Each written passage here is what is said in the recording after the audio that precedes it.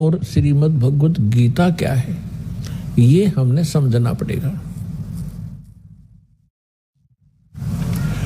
पुण्यात्माओं, ये मोक्ष मार्ग है। ये मनुष्य जीवन बहुत अनमोल है। मानव को अभी इसकी कीमत का ज्ञान नहीं है, केवल सुनते सुनते हैं कि मानुष जन्म बड़ी मुश्किल से प्राप्त होता है, बड़ा सुदुर्लभ है और इसको ऐसे व्यर्थ नहीं करना चाहिए। लेकिन इस तत्व ज्ञान से आपको वास्तविकता का पता चलेगा कि सचमुच ये कितनी कीमत है इसकी। और जिस समय आप इस तत्व ज्ञान के आधार से मनुष्य जीवन की कीमत को समझोगे, जिस प्रकार अब भारत का या पूरे विश्व का बच्चा ये चाहता है और सभी समाज भी चाहता है कि बच्चे बेटे और बेटियां सभी शिक्षा ग्रहण करें, और कितना ही पैसा हमारा लगे ये शिक्षित हों। और कितनी महंगी शिक्षा हो चुकी है, हम फिर भी गरीब से गरीब व्यक्ति भी ये सोचता है कि अपने बच्चों को पढ़ाऊं ताकि इनका जीवन सफल हो। आप देख रहे हैं, आपके समक्ष है। और दास ने वो जमाना देखा है जिसमें इस पढ़ाई की कोई कीमत नहीं थी, वैल्यू नहीं थी। और घर से धक्के तो पकड़ टीचर लाया करते छोटे बालकों को, उनके घर वालों को समझा बुझा के। तो वो समय भी देखा था, क्योंकि उस समय इस शिक्षा की महिमा का, शिक्षा के गुण का ज्ञान नहीं था। और फिर इस जो भौतिकवाद में ज्ञान हुआ, अब पता चला कि बच्चा शिक्षित हुआ, बड़ा अधिकारी बन गया या कोई कर्मचारी बन गया, उसका ठीक गुजारा हो गया। तो सभी ने स्पीड पकड़ दी और सभी शिक्षित हुए।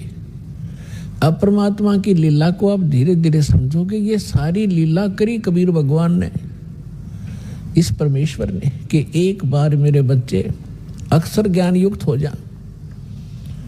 और आप देख रहे हैं, क्योंकि दास का तो इस मार्ग में सारा विचार इधर रहता है। सन 1994 में दास को दीक्षा देने का आदेश प्राप्त हुआ था पूज्य गुरुदेव जी से। तब तक ये कोई मीडिया विशेष नहीं था, ऑडियो कैसेट होती थी, बस यहीं तक सीमित थे। अब देखते ही देखते कमाल कर दिया, कितने अच्छे इलेक्ट्रॉनिक चैनल बन गए, मोबाइल बन गए कितनी अच्छी क्वालिटी के, जिसमें चिप डाल लो, 100 घंटे का सत्संग, 50 घंटे की फिल्म, परमात्मा की सीडी यानी सत्संग की देखो कहीं बैठ के। डीवीडी बन गई, सीडी बन गई, सीडी प्लेयर बनवा दिए दाता ने। तो पुण्यात्माओं, जो दास कहना चाह रहा है कि आपने जिस प्रकार शिक्षा में अपना समर्पण किया, बच्चों को फ्री भी छोड़ दिया, 15-20 वर्ष के बच्चे तुम पढ़ो और खूब धन भी लगाते हो और समय भी पूरा देते हो, किस लिए? एक 2 रोटी के लिए। और जितने बच्चे आज पढ़ रहे हैं, जिनमें से 2% ही सरकारी नौकरी ग्रहण करेंगे, 98% वो फिर वही काम करेंगे जो हमारे दादे परदादे परंपरागत करते आ रहे थे। अब इसका फायदा हमें ये हुआ कि हम शिक्षित कर दिए दाता ने, और अब शिक्षित हुए तो भगवान पहचानेंगे। तो इसी प्रकार जब आपको इस परमात्मा की भक्ति और मोक्ष की कीमत का पता चलेगा, आप सभी बुद्धिमान व्यक्ति हैं, आज वर्ल्ड के कोई बालक नहीं है, आप सभी का एकदम ऐसा यू टर्न होगा। अब आप भक्ति की तरफ, परमात्मा की तरफ, बच्चा भक्ति करेगा। सबके हाथ में माला होगी, जेब में मोबाइल होगा, तो परमात्मा की चर्चा ही चलेगी। ये बकवाद बंद हो जाएंगी जो जिनके लिए इसको प्रयोग किया जाता है। तो दास प्रार्थना ये करना चाहता है कि आप जी, दास जो आपको गॉड गिवन स्पिरिचुअल नॉलेज बता रहा है, प्रभु दत्त, परमेश्वर ने अपने मुख कमल से जो तत्व ज्ञान बोला है वो तत्व ज्ञान अभी तक छुपा हुआ था।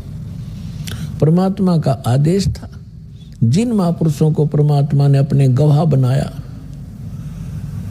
साक्षात्कार किया, जिन महापुरुषों ने परमेश्वर का सचखंड देखा, जहां हम रहा करते थे, जहां से आत्मा सारी की सारी जहां से आई है, जहां हम कितने सुखी थे, ना मृत्यु थी ना वृद्धावस्था थी, युवा शरीर रहता था, किसी चीज का अभाव नहीं था, कोई गर्मी और सर्दी वहां नहीं थी, बहुत सुंदर वातावरण है।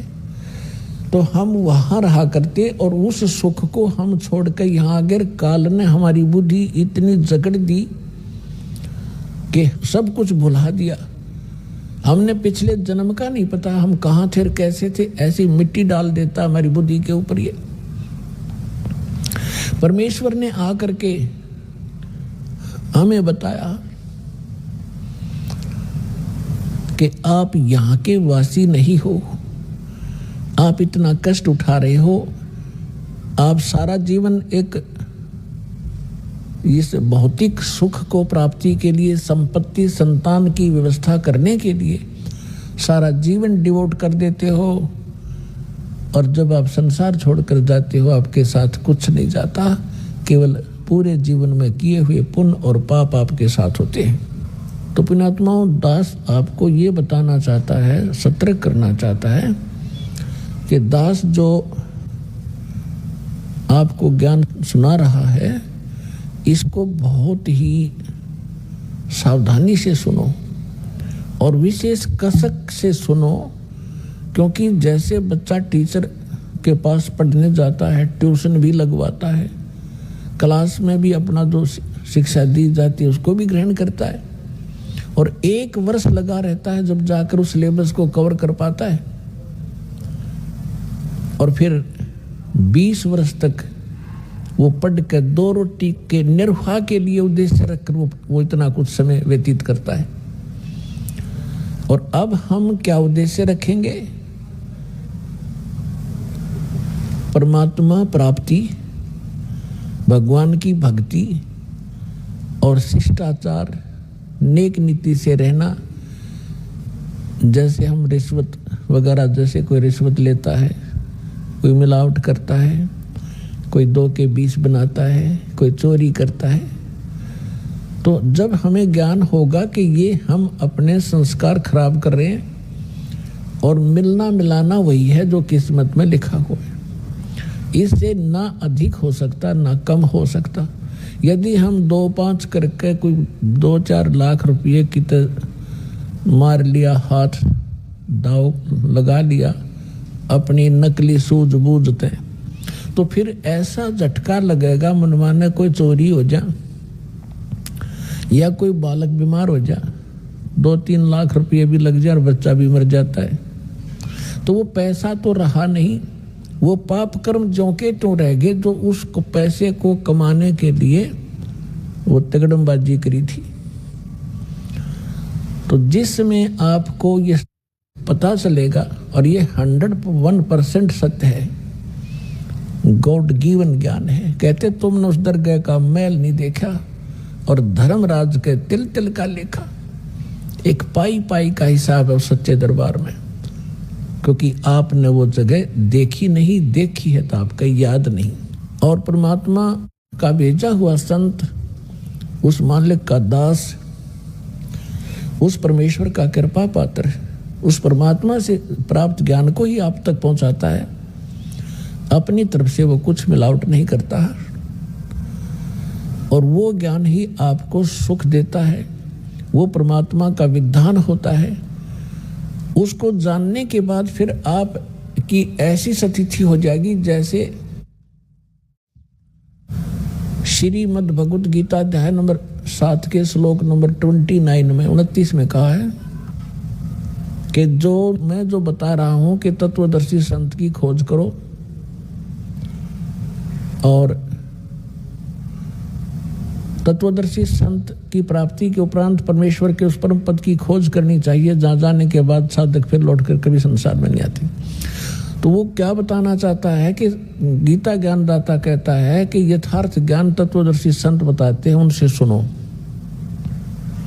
तो यहाँ 7वें अध्याय के 29वें श्लोक में कह रहा है कि मेरे इस ज्ञान को जो आश्रय कर लेता है और तत्वदर्शी संत की खोज कर लेता है, और वो व्यक्ति उस तत्वब्रह्म से और सारे अध्यात्म ज्ञान से और सभी कर्मों से परिचित हो जाता है। और वो व्यक्ति जो तत्वब्रह्म से परिचित है, सभी कर्मों से परिचित है, पूरे अध्यात्म ज्ञान से परिचित है, वो केवल जरा और मरण से छूटने का ही प्रयत्न करता है।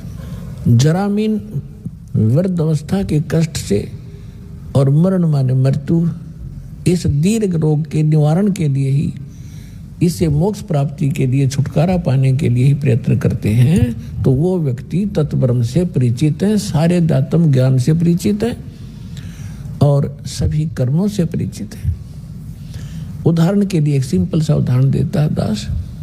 एक गुरु शिष्य चले जा रहे थे, रास्ते में एक तालाब से एक मछियारा मछलियां पकड़ रहा था और जाल में से भर भर के बाहर पटक रहा था। वो तड़प तड़प कर मर रही थी। उस शिष्य ने अपने गुरुदेव से पूछा, गुरुदेव, इस अपराधी व्यक्ति का क्या हर्ष होगा जो इतनी जीव हिंसा कर रहा है, ये जीमर, ये मछियारा। गुरुजी ने कहा कि बेटा, समय आने पर जवाब दूंगा। चले गए। 5-10 वर्ष के बाद उन्होंने क्या देखा, एक हाथी का बच्चा उछल कूद मचा रहा था और 2 वृक्षों के बीच में फंस गया और झटकम पटकम होकर वो निकल तो गया, लेकिन सारी खाल छुलगी। वर्षा का मौसम था, उसके कीड़े पड़ गए और पूरे शरीर में कीड़े फैल गए और वो पड़ा पड़ा चिंगाड़ मार रहा था, चिल्ला रहा था बुरी तरह। वो गुरु शिष्य दोनों जा रहे थे। शिष्य ने पूछा, गुरुदेव, इस प्राणी ने ऐसा कौन सा पाप किया है जिसको ऐसे ये कीट खा रहे हैं? तब गुरुदेव ने कहा, बेटा, ये हाथी का बच्चा, ये वो मछियारा था जो मछलियां पकड़ रहा था उस दिन और उनको पटक पटक कर मार रहा था। वो तड़प तड़प कर मर रही थी। अब ये मछलियां तो कीट बन गई, कीड़े, और ये वो मछियारा, ये हाथी का बच्चा बना हुआ है, ये अपना कर्म भोग रहा है। तो पुण्यात्मा, परमेश्वर स्वयं आकर बताते हैं कि तुमने उस दरगाह का मैल नहीं देखा, उस दरगाह का तुमने वो स्थान नहीं देखा, धर्मराज के तिल तिल का लेखा। तो पुण्यात्माओं, ये सारा कुछ आपको समझा करके अवदास आपको यथार्थ आध्यात्मिक ज्ञान सुनाना चाहता है। अब प्रसंग चला था कि जो ऑथेंटिक सदग्रंथ हम मानते हैं, उन सदग्रंथों में कौन से शास्त्र हैं जिनको आधार मानकर साधना भक्ति की जानी चाहिए। उनमें से सबसे पहला जो ग्रंथ है, सदग्रंथ है, वो है जो श्रीमद् भगवद गीता अध्याय नंबर 4 के श्लोक नंबर 32 में जिसके विषय में कहा है। गीता ज्ञानदाता कहता है कि अर्जुन, धार्मिक अनुष्ठानों यज्ञों की जानकारी सच्चिदानंद घन ब्रह्म ने अपने मुख कमल से बोली हुई उस वाणी में कही गई है।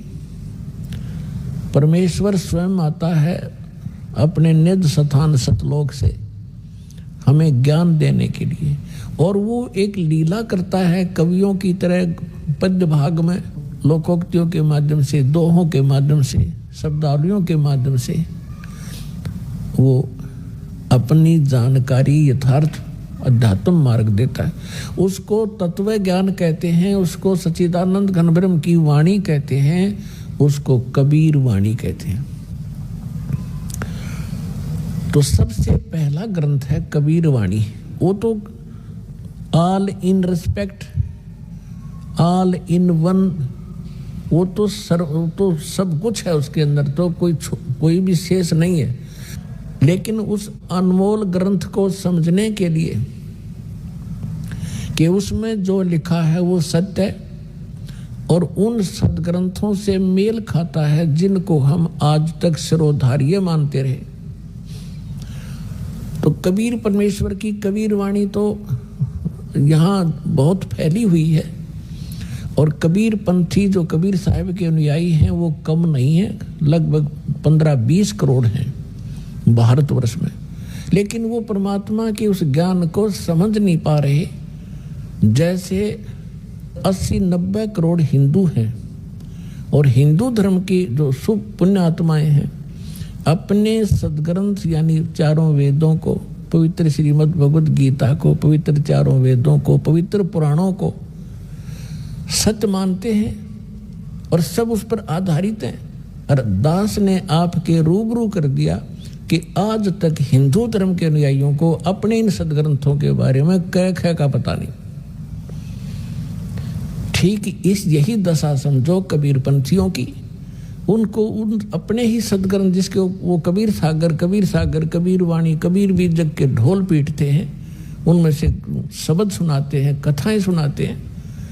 पूरे कबीर पंथ ने कै खे का पता नहीं परमेश्वर के बारे में, उस वाणी के बारे में। अपने आत्माओं, आज किसी को बहकाया नहीं जा सकता। कोई न सोचा रामपाल अपनी डींग मारे है, इब डींग चले को नहीं, इब तो सच्चाई चलेगी और रूबरू की जाएगी, तब आपको विश्वास होगा हुई रामपाल।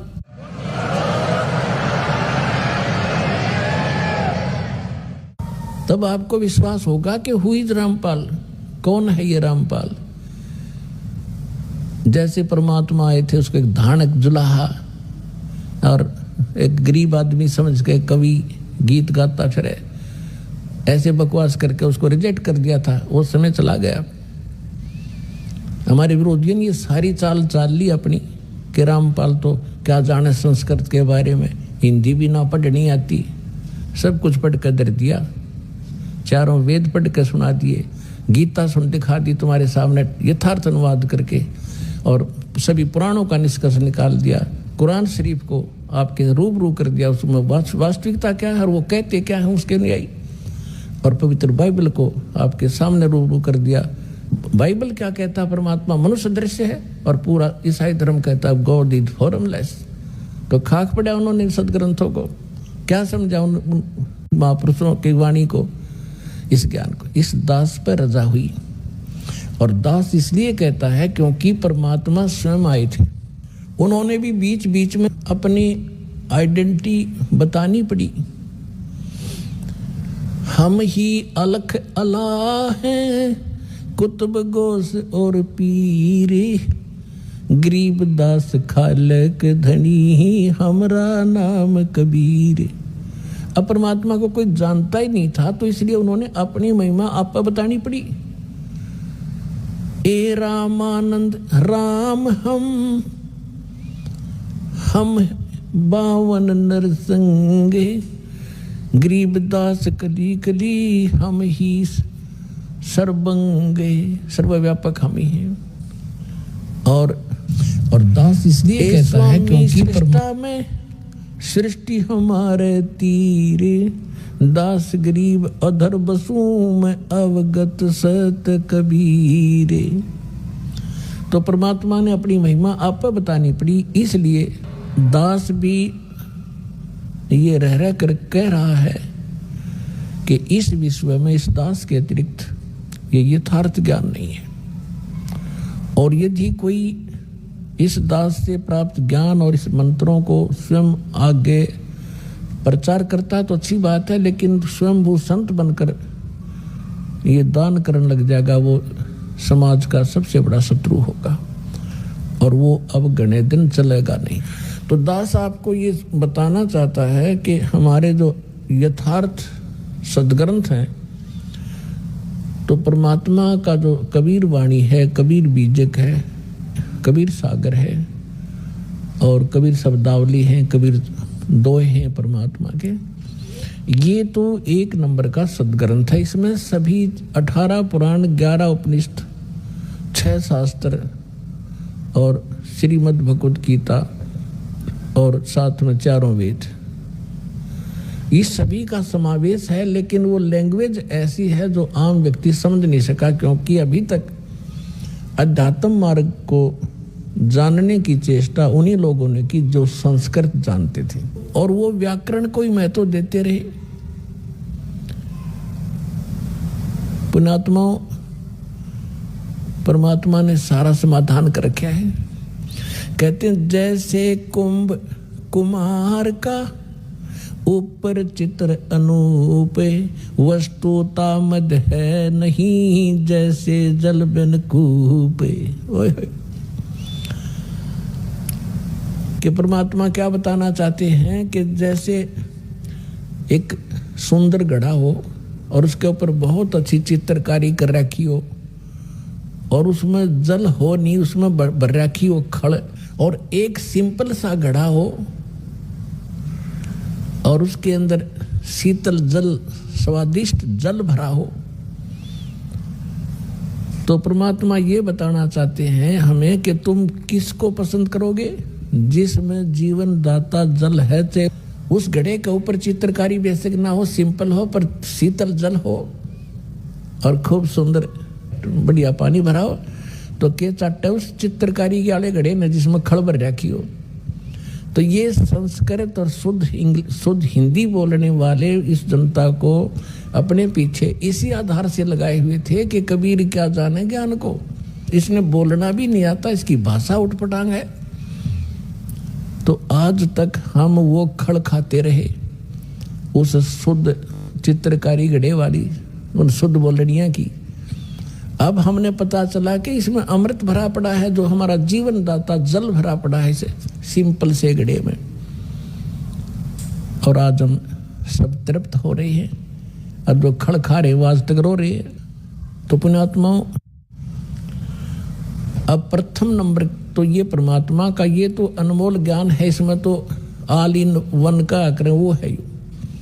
अब हम चारों वेदों पर आधारित हैं, हिंदू धर्म के, विशेषकर हिंदू धर्म के अनुयायी, और श्रीमद् भगवत गीता पर आधारित हैं कि ये ऑथेंटिक शास्त्र है, और 18 पुराणों पर। अब दास ये बताएगा कि सदग्रंथ कौन कौन से और किस सत्र के हैं, उपनिषद क्या है, पुराण क्या है, वेद क्या और गीता क्या है। अब जैसे सृष्टि रचना के अंदर आपको बहुत बार सुनाया है, अब भी थोड़ा सा हिंट देंगे। जिस समय हम अपनी गलती के कारण इस काल के साथ आगे, और जब हम वहां से चले, परमात्मा ने एक संकेत किया था कि बच्चों तुम जा रहे हो, लेकिन मैं तुम्हें एक सार नाम बताता हूं, मूल मंत्र बताता हूं। इस मूल मंत्र को तुम याद रखना, फिर मैं तुम्हें शीघ्र वहां से छुड़वा लाऊंगा। यदि तुम दुखी हो तो इस मूल मंत्र को, मूल नाम को, मूल ज्ञान को और इस सार नाम को याद रखना। अब हमने कहा जी ठीक है। तब तो हमारा चा चढ़ रहा था ये आने का, बहुत जबरदस्त उमंग उठ रही थी। अब यहाँ पे इसने ऐसे पत्थर डाल दिया हमारी बुद्धि पर, हमें ये नहीं पता, 2-3 वर्ष के बाद ही भूल लेते हैं पिछला हमने क्या किया था। तो उसको याद दिलाने के लिए स्वयं परमेश्वर आए। उस परमेश्वर ने दया बख्शी हमारे ऊपर। कबीर परमात्मा जी ने इस ज्योत निरंजन सरपुरुष, जो यहाँ का 21 ब्रह्मांड का स्वामी है, इसके अंतःकरण में अपना ज्ञान फीड कर दिया, फैक्स कर दिया। जैसे एक मोबाइल से दूसरे मोबाइल में एक फिल्म की फिल्म फैक्स हो जाती है, दूसरे डाउनलोड हो जाती है, ऐसे डाउनलोड कर दिया और उसमें समय भर दिया। इतने समय के बाद ये अपने आप ऑटोमेटिकली इसके शरीर से बाहर आ जाएंगे। तो समय आने पर इस ज्योत निरंजन के श्वासों के माध्यम से ये चारों वेद निकले और एक अच्छी ट्रे के ऊपर ये विराजमान हो गए। ये पहले पूरा एक ही ग्रंथ था। तो इस काल भगवान ने देखा कि इसमें क्या लिखा, मैं पढ़ूं। अब इसने पहले उस ज्ञान को पढ़ा कि परमात्मा की जानकारी है, जिसमें परमात्मा की विशेष जानकारी थी वो पोर्शन खत्म कर दिया, और भगवान के डर से इसने ये 4 वेद रख लिए, जिसका बाद में इनको 4 वेदों में विभाजित कर दिया गया। और जो मूल ज्ञान था, जो विशेष उसके अंदर डिस्क्रिप्शन था परमात्मा की महिमा का, इसने नष्ट कर दिया, खत्म कर दिया, दबा दिया। उस अक्षति की पूर्ति करने के लिए परमेश्वर को स्वयं आना पड़ता है, ये ज्ञान आपको देने के लिए। 4 वेदों का ज्ञान इनकम्प्लीट है, श्रीमद् भगवद गीता का ज्ञान इनकम्प्लीट है, और पुराणों का ज्ञान तो इनकम्प्लीट है ही है, क्योंकि वो तो उसका ज्ञान दाता ही अन्य है। तो 4 वेद गॉड गिवन हैं, परमेश्वर कबीर जी के द्वारा दिए गए ग्रंथ हैं। उनमें से भले ही कुछ अंश निकाल दिया गया हो, फिर भी उस परमात्मा की महिमा बहुत सारी है। लेकिन वेदों में वो मंत्र नहीं है जिससे मोक्ष हो सकता है, ना ही श्रीमद् भगवद गीता में। इन वेदों में ज्ञान परमात्मा की महिमा का कलम तोड़ है। और परमेश्वर कबीर जी ने अपनी प्यारी आत्मा धर्मदास जी को ये ज्ञान समझाया था, सतलोक दिखाया था। उससे पहले वो धर्मदास जी श्री विष्णु जी का कट्टर उपासक था। जैसे हम हिंदू धर्म के अंदर जन्मे सभी प्राणी श्री ब्रह्मा जी, श्री विष्णु जी को, श्री शंकर जी को, विष्णु जी को के भी हम अगर इष्ट मानते थे तो शंकर जी को समांतर आदर देते थे, और उनका भी एकाधा मंत्र साथ जपया करते थे। ऐसे ही वो था। जब उसकी बुद्धि मालिक ने सेट की, सचखंड लेकर गए सतलोक में, फिर उसको वापस छोड़ा, तब उसको पता चला कि सचमुच परमात्मा तो कोई और है, और हम ब्रह्मा विष्णु महेश को परमात्मा मानते थे। और हमारे धर्मगुरु ये कहा करते कि वेदों में ये तीनों देवता सुप्रीम पावर है, इनकी कोई माता नहीं, कोई पिता नहीं, पुराणों में ऐसा ही है। और गीता का भी रेफरेंस देकर श्री कृष्ण जी को सुप्रीम पावर बताया करते थे। तो धर्मदास जी ने कहा कि हे भगवान, ये तो मैंने आंखों देख, धर्मदास जी ने कहा कि हे भगवान, मैंने तो आंखों देख लिया आपको, आप ही भगवान, और कोई भगवान नहीं है। ब्रह्मा विष्णु महेश पावर नहीं, सुप्रीम पावर नहीं है, परमात्मा नहीं है, ये तो अक्षेत्रीय विभागीय अधिकारी हैं। हे परमात्मा, फिर तो ये वेद और कतेब पुराण और ये सब झूठे हैं। परमात्मा ने कहा वेद कतेब झूठे नहीं भाई, झूठे हैं जो इनको समझे नहीं। झूठे तो वो है जो इनको समझ नहीं सके। ये बिल्कुल 1 नंबर का ज्ञान है इनके अंदर, वेद और कतेबों में। और फिर परमेश्वर ने कहा कि वेद मेरा भेद है, मैं ना मिलूं वेदन के माही, और जौन वेद से मैं मिलूं, ये वेद जानते नहीं। परमात्मा ने कहा था ये 4 वेद मेरी महिमा का गुणगान करते। कबीर देव, कबीर साहब, इसमें सैकड़ों स्थान पर, हजारों स्थानों पर लिखा है। और ब्रह्मा विष्णु महेश भगवान नहीं है, ये शिव पुराण के अंदर लिखा हुआ है। तो ये जिन्होंने इन वेदों और कतेबों को, पुराणों को समझा नहीं, वो लोग नकली थे, झूठे थे, उन्हें ज्ञान नहीं था। वेद कतेब झूठे ना भाई, झूठे हैं जो समझे नहीं। अब जो दास आपको आज निर्णय करने जा रहा है कि कौन से ग्रंथ हैं जिनको हम शास्त्र माने कि उनके अनुसार साधना करने से मोक्ष होगा, वो शास्त्र अनुकूल साधना है। इनमें से परमात्मा की वाणी तो है ही, उसको तो हम बाद में लेंगे, पहले इन वेद और गीता को और इन पुराणों को लेते हैं। क्योंकि आज पूरा मानव हिंदू समाज इन्हीं सदग्रंथों पर आधारित है। और जब उनको ये ज्ञान होगा कि ये सदग्रंथ क्या बता रहे हैं, और फिर उसको रूबरू किया जाएगा, परमात्मा ने 600 वर्ष पहले आकर बताई थी वही बातें अपनी सिंपल उस बिना चित्रकारी वाले घड़े में अमृत भर के गए थे वो, तब हम पहचानेंगे, इस खड़ने छोड़ेंगे और वो जल लेंगे, ग्रहण करेंगे जो हमारा जीवन दाता है। तो पहले हम वेदों को और गीता जी को, इसको निर्णय करते हैं। ये वेद आपको बता दिया गॉड गिवन है, ये स्पिरिचुअल नॉलेज है, ये वो शास्त्र हैं जिसके अनुसार हमने साधना करनी चाहिए, लेकिन ये इनकम्प्लीट है, इनमें कंप्लीट स्पिरिचुअल नॉलेज नहीं है। उदाहरण के लिए दास बताता है, अब चारों वेदों का ज्ञान ही श्रीमद् भगवत गीता है, इसमें गीता ज्ञान दाता ये ब्रह्म है और वेद ज्ञान उसको डायरेक्ट मिला हुआ है, उसमें जो लिखा है वो परमात्मा ने ही लिखा है, जो कुछ भी उसमें लिखा है भगवान ने लिख कर भेजा है, जो कुछ की तरफ का रोल है वो भी मालिक ने लिखा है, इसमें भेजा है इसके पास।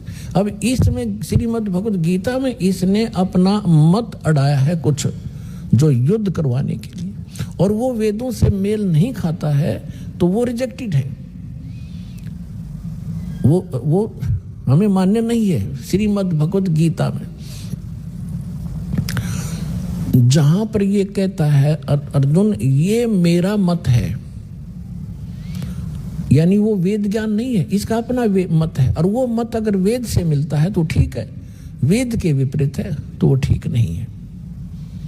तो श्रीमद् भगवत गीता और पवित्र चारों वेद, पवित्र श्रीमद् भगवत गीता, ये एथेंटिक रिकॉर्ड वो शास्त्र हैं जिनके अनुसार हम साधना करेंगे, और ये गॉड गिवन है। अब बात रही उपनिषद और पुराणों की। उपनिषद क्या है? उपनिषद है किसी ऋषि का अपना अनुभव, जैसा उसने भगवान को जाना, वेदों को पढ़ा और फिर अपने डले ढोए अभ्यास समाधि समाधि लगाई, उसने जैसा अनुभव हुआ उसने उसमें लिख दिया, वो उसी के नाम से, जैसे मंडूक्य उपनिषद है, मांडुक्य नामक एक ऋषि था, उसका अनुभव उसमें जो लिखा है, और उस उपनिषद में यदि वेद के विरुद्ध ज्ञान है तो वो रिजेक्टेड है, और वेद के अनुकूल है तो वेद वाला है, उसका क्या, वो कहाँ से लाया फिर, वो तो वेद के अंदर विद्यमान ही है। अब बात आती है पुराणों की। ये पुराण क्या है?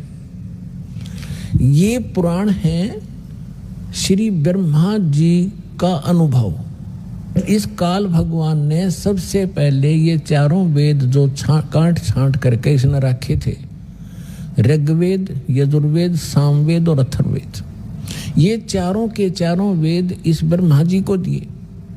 ब्रह्मा जी की बुद्धि इस काल के हाथ में है। ब्रह्मा जी कौन है? ये इस काल का पुत्र है, ज्येष्ठ पुत्र, बड़ा पुत्र है। और सेकंड नंबर के विष्णु जी और थर्ड नंबर के शिव जी, ये काल के पुत्र हैं, दुर्गा और काल के संयोग से उत्पन्न हुए हैं। दुर्गा इनकी माता है, काल ब्रह्म इनका पिता है। तो इस काल भगवान ने अपने बड़े पुत्र ब्रह्मा को ये सौंपे कि आप गुप्त रूप से, सागर मंथन हुआ उसमें छोड़ दिए, ये उठा ले। माँ ने कह दिया बेटा तू पढ़ ले, तू बड़ा है, ये तेरा काम है, इस ग्रंथों को समझ और समझा। तो उसने वेदों को जैसा समझा, उसने आगे पुराणों में वो अनुभव बोल दिया। ये पुराण एक ज्ञान है, इसको 18 विभागों में बांट दिया गया। कैसे बांट दिया?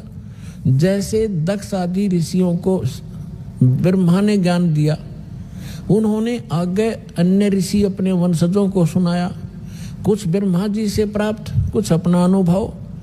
आगे चलते चलते उसी ज्ञान को जो ब्रह्मा जी ने ज्ञान दिया था वो तो है ही सभी में, लेकिन प्रत्येक राइटर ने, प्रत्येक वक्ता ने अपना अपना अनुभव उसमें मिलाना शुरू कर दिया। तो ये जो ब्रह्मा जी का दिया हुआ अनुभव है, वेदों को जैसा उन्हें समझा है, तो वेदों से इन ऋषि महर्षियों ने एक ओम नाम प्राप्त कर लिया, और उस ओम नाम को पूर्ण परमात्मा का मान लिया। जबकि यजुर्वेद अध्याय नंबर 40 के मंत्र नंबर 10 में स्पष्ट किया है कि कोई तो परमात्मा को संभवात कहता है। संभवात माने जन्म लेकर श्री राम और कृष्ण के रूप में अवतरित होता, जन्म लेता है साकार। और कोई उसको असंभवात कहता है, यानी वो जन्म ही नहीं लेता, निराकार है। उसमें लिखा है कि वो परमात्मा कैसा है, जन्म लेता है या नहीं लेता है, वो तत्वदर्शी संत बताते हैं, उनसे सुनो। तो इससे सिद्ध हो गया कि वेद ज्ञान भी इनकम्प्लीट है, कंप्लीट नहीं है। अब इन ऋषियों की बुद्धि पर यहाँ पत्थर पड़ गया कि उसमें ये स्पष्ट किया है कि वो वास्तविक ज्ञान तो इनसे हटकर है। श्रीमद् भागवत गीता के अंदर अध्याय नंबर 4 के श्लोक नंबर 32 और 34 में स्पष्ट किया है गीता ज्ञानदाता ने, ब्रह्म ने, कि परमेश्वर अपने मुख कमल से जो ज्ञान देता है उसमें विस्तार के साथ उसकी वाणी में, उनके मुख से निकले हुए वचनों में वो यथार्थ भक्ति मार्ग और धार्मिक यज्ञों की जानकारी, अनुष्ठानों की जानकारी विस्तार से की गई है। वो तत्व ज्ञान है और उस ज्ञान को जानकर तू सर्वथा सभी पापों से मुक्त हो जाएगा। चौथे अध्याय के 34वें श्लोक में कहा कि उस ज्ञान को तत्वदर्शी संतों के पास जाकर समझ, उनको दंडवत प्रणाम करने से, कपट छोड़कर उनकी सेवा करने से, प्रसन्न करने से वो तत्वदर्शी संत तुझे उस तत्व ज्ञान का उपदेश करेंगे। इति सिद्धम कि गीता ज्ञान कंप्लीट नहीं है, इनकम्प्लीट है। और श्रीमद् भगवद गीता के अंदर कौन से मंत्र हैं? आज सुबह के सत्संग में आपको ये निर्णय दिया गया था कि कौन है भगवान, कैसा है परमात्मा, किसने देखा है भगवान, वो रहता कहाँ है भगवान। और फिर अब शाम के सत्संग में आपको ये सिद्ध करना है कि वो परमात्मा, वो उस परमात्मा के पाने वो शास्त्रानुकूल साधना कौन सी है और वो कौन सी साधना है जिससे भगवान प्राप्ति होती है और किसने की है। आज के सत्संग का ये विषय होगा। और इन 2 सत्संगों में, सुबह और शाम वाले सत्संग को सुनने के बाद आपको कुछ भी जानना शेष नहीं रहेगा, क्योंकि आज बुद्धिमान समाज है, कोई बालक नहीं है। और दास ने भी 10, 11, 15, 12, 13, 14 वर्ष हो गए ये यही ज्ञान रहकर रटातों को, और सीडी भर के दे रखी, चिप बना रखी बालका ने और डूंडा ठा रखा है। तो जो हमारे लिए पहाड़ थे ये सदग्रंथ गीता और वेद, आपके लिए पहली का कायदा बना दिया इस दास ने, परमात्मा कबीर जी की रजा से। क्योंकि टीचर का काम यही होता है सिलेबस को इस सत्र से डिफाइन करे कि स्टूडेंट समझ सके, विद्यार्थी समझ सके, यही काम होता है टीचर का। लेकिन अभी तक हमें ये आध्यात्मिक गुरु नहीं मिले थे, ये नकली थे, सारे शास्त्र विरुद्ध ज्ञान दिया करते थे। तो अब दास जो बता रहा है कि पवित्र चारों वेद, पवित्र श्रीमद् भगवत गीता और पवित्र परमेश्वर की अमरवाणी और उन महापुरुषों को जिनको भगवान मिले उनके अमृतवाणी, वो एफिडेविट हैं उस परमात्मा की जानकारी के, वो है शास्त्र। और उनमें और उसके अनुकूल जो साधना करेंगे वो शास्त्र अनुकूल साधना है। और जो पुराण है वो गॉड गिवन नहीं है, वो ब्रह्मा जी के गिवन है। और ब्रह्मा तो एक देवता है, इसको खुद नहीं पता। जब कहता है मैं ब्रह्मा, नारद जी पूछते हैं अपने पिता ब्रह्मा जी से कि आप सृष्टि रचना सुनाइए। ये कहता बेटा नारद, मैं कमल के फूल पर अपने आप को कमल के फूल पर बैठा पाया, जब मैं सचेत हुआ, होश में आया, मुझे नहीं मालूम मेरा जनक कौन है, मैं कैसे इस अगाध जल के अंदर कमल के फूल पर बैठा हूँ। जिस आदमी ने अपनी उत्पत्ति का नहीं पता, वो और खाक ज्ञान देगा औरों को, वो क्या बताएगा भविष्य की और भूत की। अब इन ऋषियों ने ब्रह्मा जी से ज्ञान ग्रहण किया और वेद के अंदर यजुर्वेद अध्याय नंबर 40 के श्लोक नंबर मंत्र, अध्याय नंबर 40 के मंत्र नंबर 15 में इसमें लिखा है कि ओम कर्तु समर किलबे समर कर्तुम समर वायु अनिलम अथिदम भस्मांतम शरीरम। जब ये शरीर समाप्त हो तब तक, इस शरीर का अंत होवे तब तक, और उस परमात्मा की भक्ति करती रहनी चाहिए। कैसे करे? ओम कर्तु समर किलबे समर और कर्तुम समर, ओम नाम का जाप काम करते करते सिमरण करो और विशेष तप के साथ, कसक के साथ सिमरण करो और मनुष्य जीवन का मूल कर्तव्य जान के ओम नाम का जाप करो।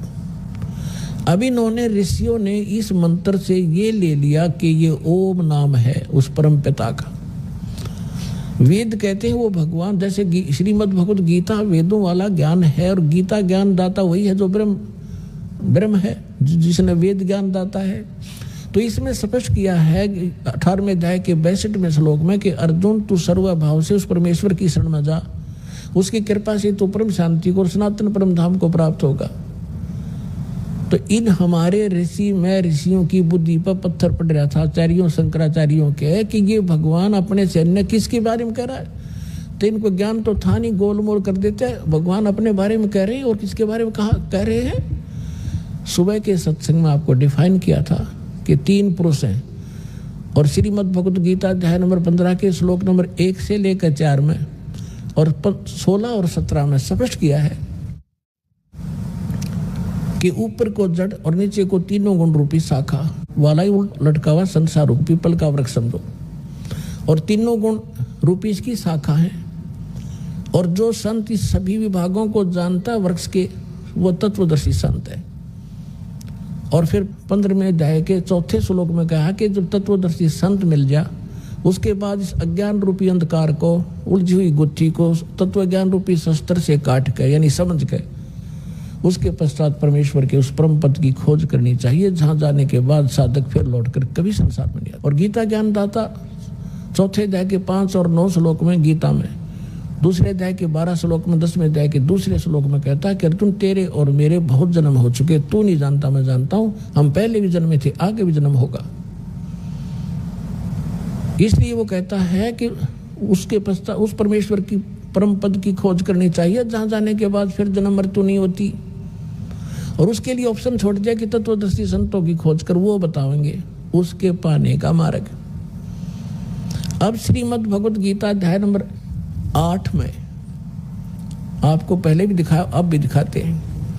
8 के 13 में मंत्र में लिखा है ओम इति एकाक्षरम ब्रह्म विहारण माम अनुसमरण ये प्रयाति तजन देहम स याति परमाम गति। मुझ ब्रह्म का केवल एक ओम मंत्र है, और जो इसकी अंतिम सांस तक इस ओम नाम का सिमरण करता हुआ जाता है, तो ओम नाम से मिलने वाली जो परम गति वो प्राप्त हो जाती है। ओम नाम से मिलने वाली परम गति कौन सी है? ब्रह्म का मंत्र है, ब्रह्म लोक प्राप्त होता है। गीता अध्याय नंबर 8 के श्लोक नंबर 16 में ये भी स्पष्ट किया है कि ब्रह्म लोक में गए हुए प्राणी भी फिर जन्म मृत्यु में आते हैं। तो वो स्थिर नहीं है, वो परम गति नहीं हुई, वो मोक्ष नहीं हुआ जो गीता अध्याय नंबर 15 के श्लोक नंबर 4 में वर्णित है कि उसके पश्चात परमेश्वर के उस परम पद की खोज करनी चाहिए, जहां जाने के बाद फिर लौटकर कभी संसार में नहीं आते। तो आज इस सत्संग में दास आपको ये क्लियर करना चाहेगा कि वो कौन से मंत्र हैं जिनसे मोक्ष होगा, वो शास्त्र अनुकूल साधना कौन सी है। और ये कंसेप्ट जब क्लियर हो जाएगा पुण्यात्मा, तो अपने आप मन को जगह नहीं रहेगी कि तब बकवाद गढ़न की या किसी नकली संत के बीच में बढ़न की। कितनी कोशिश कर लिए आपके हृदय में वो उसका ज्ञान समावेगा नहीं। फिर आप भक्त बनोगे, फिर आप मोक्ष प्राप्ति करोगे, क्योंकि रास्ते में हमारे कोई काल के दूत दिशा चेंज कर देते थे। हम ठीक मार्ग पर चलाए भगवान ने, फिर दिशा बदल दी उन लोगों ने, हम धक्के खाते फिर रहे आज तक। तो दास ऐसा ज्ञान देगा उस गॉड गिवन ज्ञान कबीर भगवान का कि आपके सामने ब्रह्मा विष्णु महेश आ जाएंगे, उनको फेल कर दोगे आप।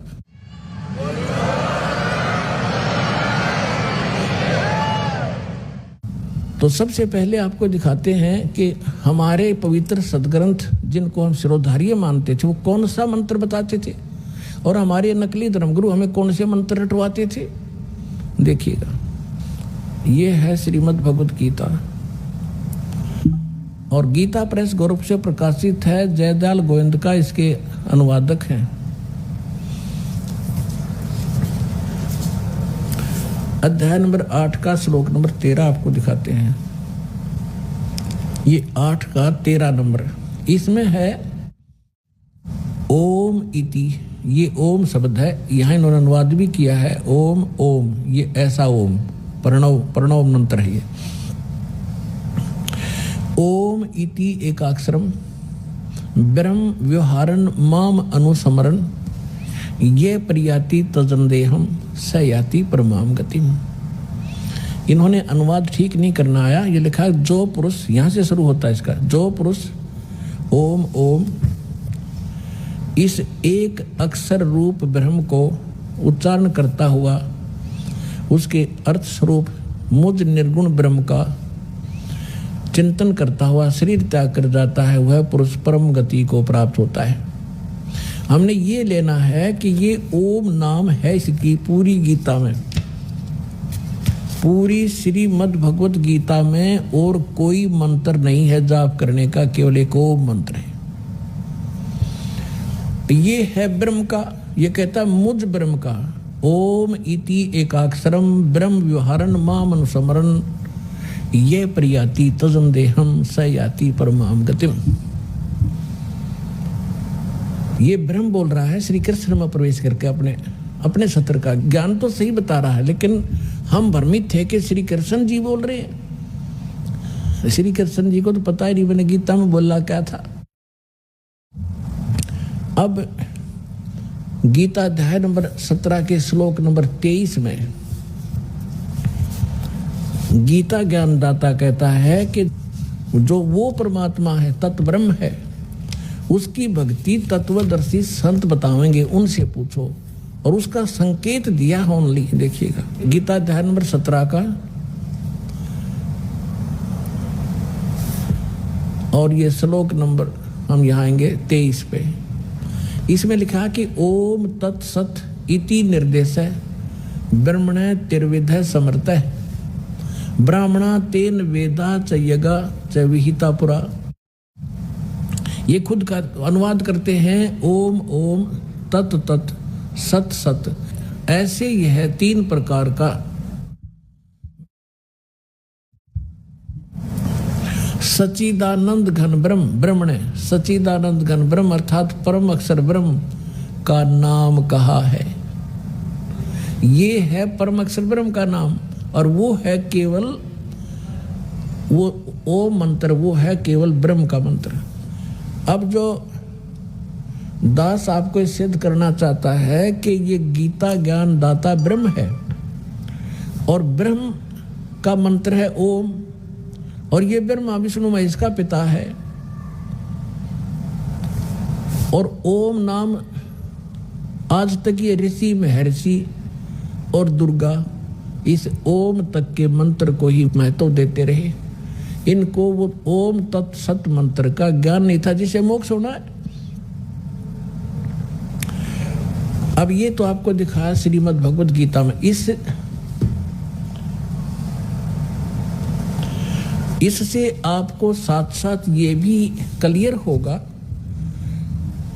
कि दास जो कह रहा है कि वही वेदों वाला ज्ञान श्रीमद् भगवत गीता में है, लेकिन इनमें इनकम्प्लीट नॉलेज है, कंप्लीट नहीं है, लेकिन गलत नहीं है।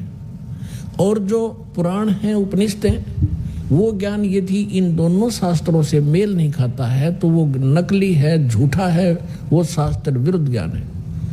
जैसे राधे राधे श्याम मिला दे, हरे कृष्ण हरे राम, ओम नमः शिवाय, ओम भगवते वासुदेव नमः, हरिम एम नमः हरिम रम, इस तरह की जो ना ऊट पटांग से जो मंत्र इन्होंने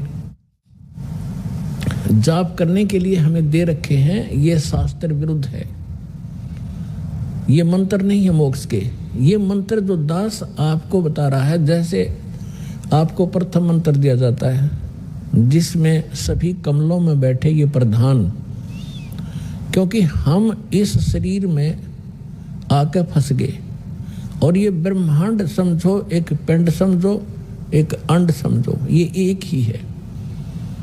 और हम इससे जब निकलेंगे, जब हम यहाँ से यहाँ के प्रधानों से जो हम सुविधाएं प्राप्त कर रहे हैं, और हम ऋणी हो गए हैं, कर्जवान हो गए हैं, लोन हमारे पर गढ़ा हो गया कर्ज, तो हम इनसे बरी हो जाएंगे, तब हम चलेंगे।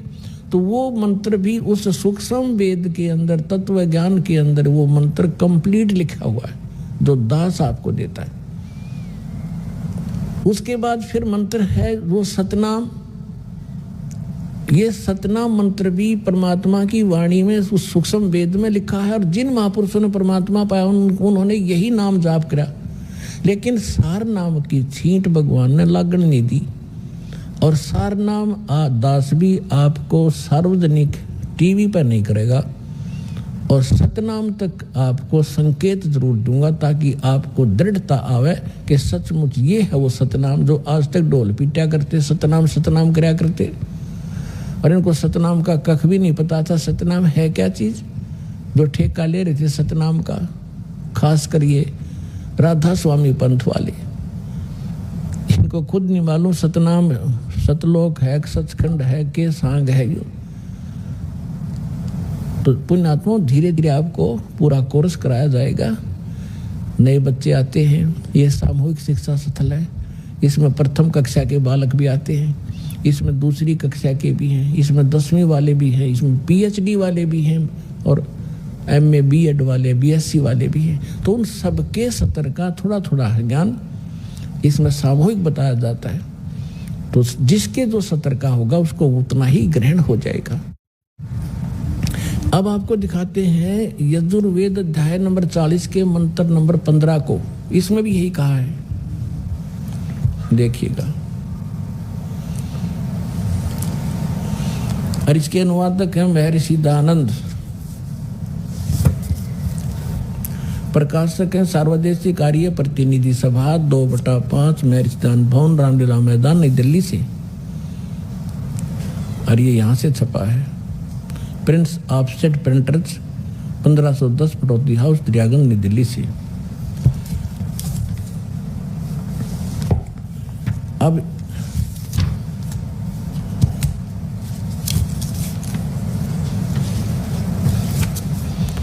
ये देखिएगा, यजुर्वेद भाषा भाष्यम 44वां अध्याय 40वां अध्याय, और यहाँ ये 15वां मंत्र है। इसमें क्या लिखा है कि वायु अनिलम अमृतम अथिदम भस्मांतम शरीरम ओम करतो समर किलबे समर करतुम समर। कितना सिंपल मंत्र है। और इस अनुवाद करता नाड़ी ने महर्षि दयानंद ने अड़ंगा कर रखा है। क्या लिखा है? करतो माने हे कर्म करने वाले जीव तू शरीर छोड़ते समय। अब ये ओम मंत्र है ना, ओम, इस क्योंकि इनका अनुवाद कर रहा है ये करतो, ये ओम ब्रैकेट में ले लिया। अब इसने आगे ये नहीं लिखा कि ओम नाम को स्मरण कर, क्योंकि ये खुद अज्ञानी था, अनुवाद भी अड़ंगा कर दिया। यहाँ लिखना था ओम ओम, जैसे श्रीमद् भगवत गीता के अनुवादकर्ताओं ने ओम को प्रणव लिखा है, ऐसे लिखना था। यो इस ओम का जाप कर, और इसने क्या कर दिया देखिए, बालक भी समझ ले इसको। इसने लिखा कि कर्तो माने हे कर्म करने वाले जीव तू शरीर छूटते समय ओम, इस नाम वाच्य ईश्वर को स्मरण कर, ना कि ओम को स्मरण नहीं कर। है ना अज्ञान इसका। यह लिखना था इस ओम को स्मरण कर। किलबे माने अपने सामर्थ्य के लिए परमात्मा और अपने रूप का स्मरण कर। कर्तव्य माने अपने किए स्मरण, अपने किए का स्मरण कर। इसका संस्कार वायु धनंजय, वायु अनिलम कारण रूप वायु को, कारण रूप वायु अविनाशी कारण को धारण करता। इसके अनंतर यह शरीर नष्ट होने वाला, सुखादि का आश्रय शरीर अंत में भस्म होने वाला है। सातुजान, ये कोई है सिर पैर इसका? है कोई अनुवाद इसका? इसका सिर में दर्द हो जाए अनुवाद न पढ़ के आदमी। क्या निष्कर्ष दिया इसने? इसका सीधा सा अर्थ है वायु अनिलम भस्मातम शरीरम, अथिदम भस्मांतम शरीरम।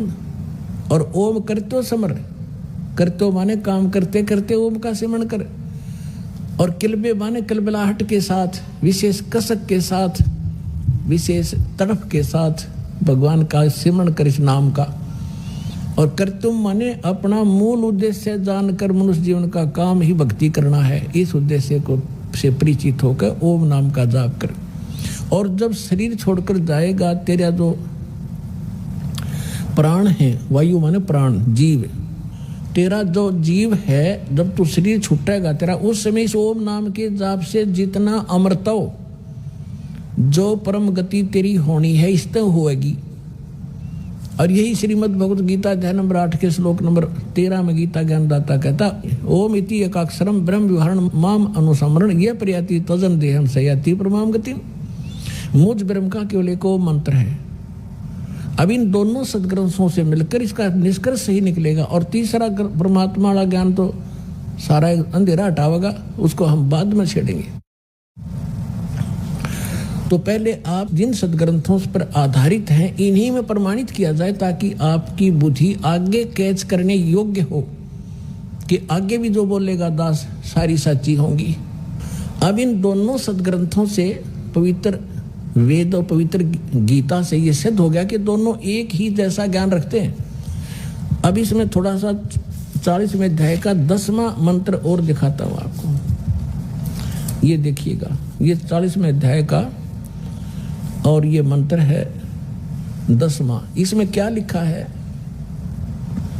हे मनुष्य, जैसे धीराणाम मेधावी योगी विद्वानों से, धीराणाम माने तत्वदर्शी संतों से जो वचन सुनते हैं, ये वेद ज्ञानदाता कह रहा है, जैसे गीता में कह रहा हुआ है जो का तुम।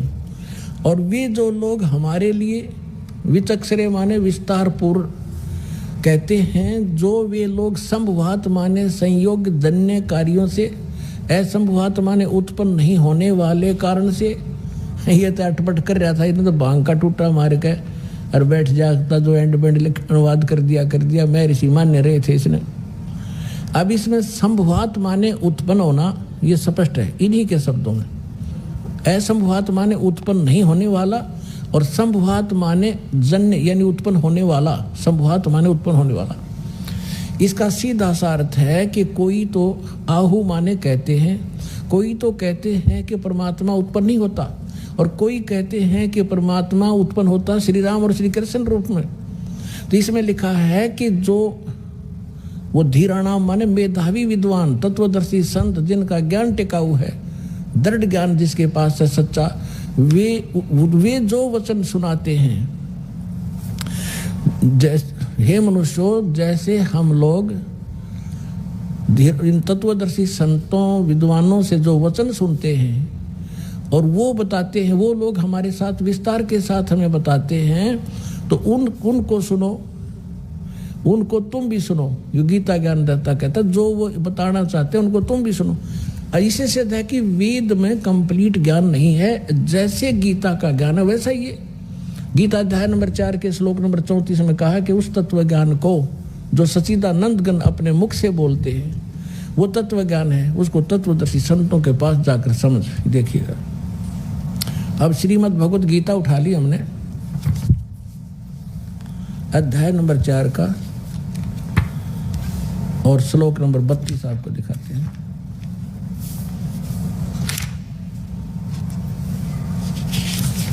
ये देखिएगा, गीता अध्याय नंबर 4 का ये श्लोक नंबर 32 है। इसमें इन्होंने यहाँ गड़बड़ कर दी। इसमें एक ब्रह्मणे शब्द है, ब्रह्मणे मुखे। इन्होंने अनुवाद किया है कि इस प्रकार और भी बहुत तरह के यज्ञ माने यज्ञ यानी धार्मिक अनुष्ठान, इन्होंने ब्रह्मणे का अर्थ कर दिया वेद की वाणी में, मुखे माने वाणी में। यहाँ लिखना था सच्चिदानंद घन ब्रह्म परम अक्षर ब्रह्म ने जो अपने मुख कमल से बोली वाणी उसमें। अब ये ब्रह्म जहाँ ये विचलित हो गए वहाँ अनर्थ कर डाले इन्होंने, ब्रह्मणे का अर्थ यहाँ वेद लिख दिया। और यहाँ देखना 17वें अध्याय का भी आपने पढ़ा था, 17वें अध्याय का जो 23वें श्लोक में ये ब्रह्मणे शब्द है, यहाँ विचलित नहीं हुए। ये 17वें अध्याय का गीता श्रीमद् भगवत गीता का ये 23वां श्लोक है। इसमें है ओम तत्सत इति निर्देश है ब्रह्मणे, ये ब्रह्मणे शब्द है, उसमें भी है त्रिविध समर्थ है। इसमें इन्होंने सही किया कि ओम ओम तत् सत सत, ऐसे ये 3 प्रकार का ब्रह्मणे माने सच्चिदानंद घन ब्रह्म यानी परम अक्षर ब्रह्म का नाम कहा है। ये परम अक्षर ब्रह्म सच्चिदानंद घन ब्रह्म यानी ब्रह्म से अन्य कोई ब्रह्म है। तो यहाँ इन्होंने ब्रह्मणे का अर्थ वेद की वाणी कर दिया। अब चौथे अध्याय का 32 में फिर आगे यहाँ लिखा है कि इस प्रकार और भी बहुत तरह के यज्ञ माने धार्मिक अनुष्ठान सच्चिदानंद घन ब्रह्म की वाणी मुखे माने उसने अपने मुख कमल से बोली। उस वाणी में विस्तार से कहे गए हैं उन सब को तू कर्म जान, यानी काम करते करते हठ योग से नहीं। जैसे अभी आपने यजुर्वेद अध्याय नंबर 40 के मंत्र 15 में पढ़ा, ओम करतु समर किलबे समर और करतुम समर। सूक्ष्म वेद में लिखा है नाम बैठत नाम उठत नाम सोवत जागवे, नाम खाते नाम पीते नाम सेती लागवे। यानी काम करते करते सिमरण कर, चलते फिरते सिमरण कर, भगवान को भूलना मत। जब भी समय मिले उसी समय उसको याद कर। गीता अध्याय नंबर 8 के श्लोक नंबर 5 और 7 में गीता ज्ञानदाता भी कहता है कि अर्जुन यदि मेरी भक्ति करनी है तो युद्ध भी कर और मेरा सिमरण भी कर। यानी युद्ध से कठिन काम नहीं होता, उसमें भी सिमरण करना। और ये हठ योग और जंगल में जा बैठना, खड़े होकर तब करना, ये कहाँ से लाए? ये शास्त्र विरुद्ध साधना थी। अब इसमें क्या लिखा है कि वो जो ज्ञान है, जो सच्चिदानंद घन ब्रह्म अपने मुख कमल से जो वाणी बोलता है, कबीर वाणी, उसमें विस्तार से कही गई है, वो तत्व ज्ञान है। अब चौथे अध्याय के 34वें श्लोक में देखो। अब 34वें श्लोक में क्या कहा है कि जो ज्ञान, उस ज्ञान को जो सच्चिदानंद घन ब्रह्म अपने मुख से बोलते हैं, उस वाणी को, उस तत्व ज्ञान को, उस ज्ञान को तू तत्वदर्शी ज्ञानियों के पास जाकर समझ। यानी गीता में ज्ञान नहीं है वो। और उनको भली भांति दंडोत प्रणाम करने से, उनकी सेवा करने से, कपट छोड़कर सरलता पूर्वक प्रश्न करने से वे परमात्म तत्व को भली भांति जानने वाले, यानी गीता ज्ञानदाता सैन्य कोई परमात्म तत्व है। परमात्म तत्व को भली भांति जानने वाले तत्वदर्शी संत, यानी तत्वदर्शी संत, तत्वदर्शी न वो ज्ञानी महात्मा तुझे तत्व ज्ञान का उपदेश करेंगे। इति सिद्धम के गीता के अंदर वो तत्व ज्ञान नहीं है। और ये ओम नाम ब्रह्म का है। ओम के जाप से क्या उपलब्धि होती है, कौन सी परम गति होती है? अभी इसके साथ साथ ये भी निष्कर्ष निकालेंगे कि ब्रह्मा विष्णु ये महेश ये भगवान नहीं है, ये ईश नहीं है। हमारे सदग्रंथों में लिखा, देखिएगा, ये शिव महापुराण, इसमें संस्कृत भी साथ है। प्रथम भाग ये कहां से छपा है? श्री शिव महापुराण विद्यावरिधि पंडित ज्वाला प्रसाद जी मिश्रकृत, हिंदी टीका सहित, खेमरा श्री कृष्णदास प्रकाशन, मुंबई। अब आपको थोड़ा वर्बली समझाता हूं कि एक बार श्री ब्रह्मा जी विष्णु जी के पास चले गए और इन ऋषि महर्षियों ने जो साधनाएं की, हठ योग किए, समाधिस्थ हुए, ये काल भगवान जो इन ब्रह्मा विष्णु महेश का पिता है, इसने प्रतिज्ञा कर रखी है कि मैं अपने ओरिजिनल काल रूप में कभी किसी के समक्ष नहीं आऊंगा। तो ये क्या करता है, जो ये ऋषि लोग समाधि लगाया करते, हठ योगी ने सीख रखा था, डले डौड़ की आदत थी, तो किसी को ब्रह्मा जी के रूप में दर्शन दे देता। जो ब्रह्मा जी को ये आम ऋषि अपने पास ही देखा करते थे साकार में, किसी को विष्णु जी के रूप में दर्शन दे देता, किसी को शिव जी के रूप में, अपने पुत्रों के रूप में। तो जो साधक था वो ये कहने लग जाते, भाई ये ब्रह्मा जी खुद भगवान है, ये अपने को छुपाए बैठे हैं। इस बात से ब्रह्मा जी फूल गए, मैं प्रजापिता हूं। और जिनको विष्णु जी के रूप में दर्शन दिए उसने, वो विष्णु जी के गुणगान करने लगे कि ये सर्वेश्वर है, महेश्वर है, सारी सृष्टि रचने वाले यही है।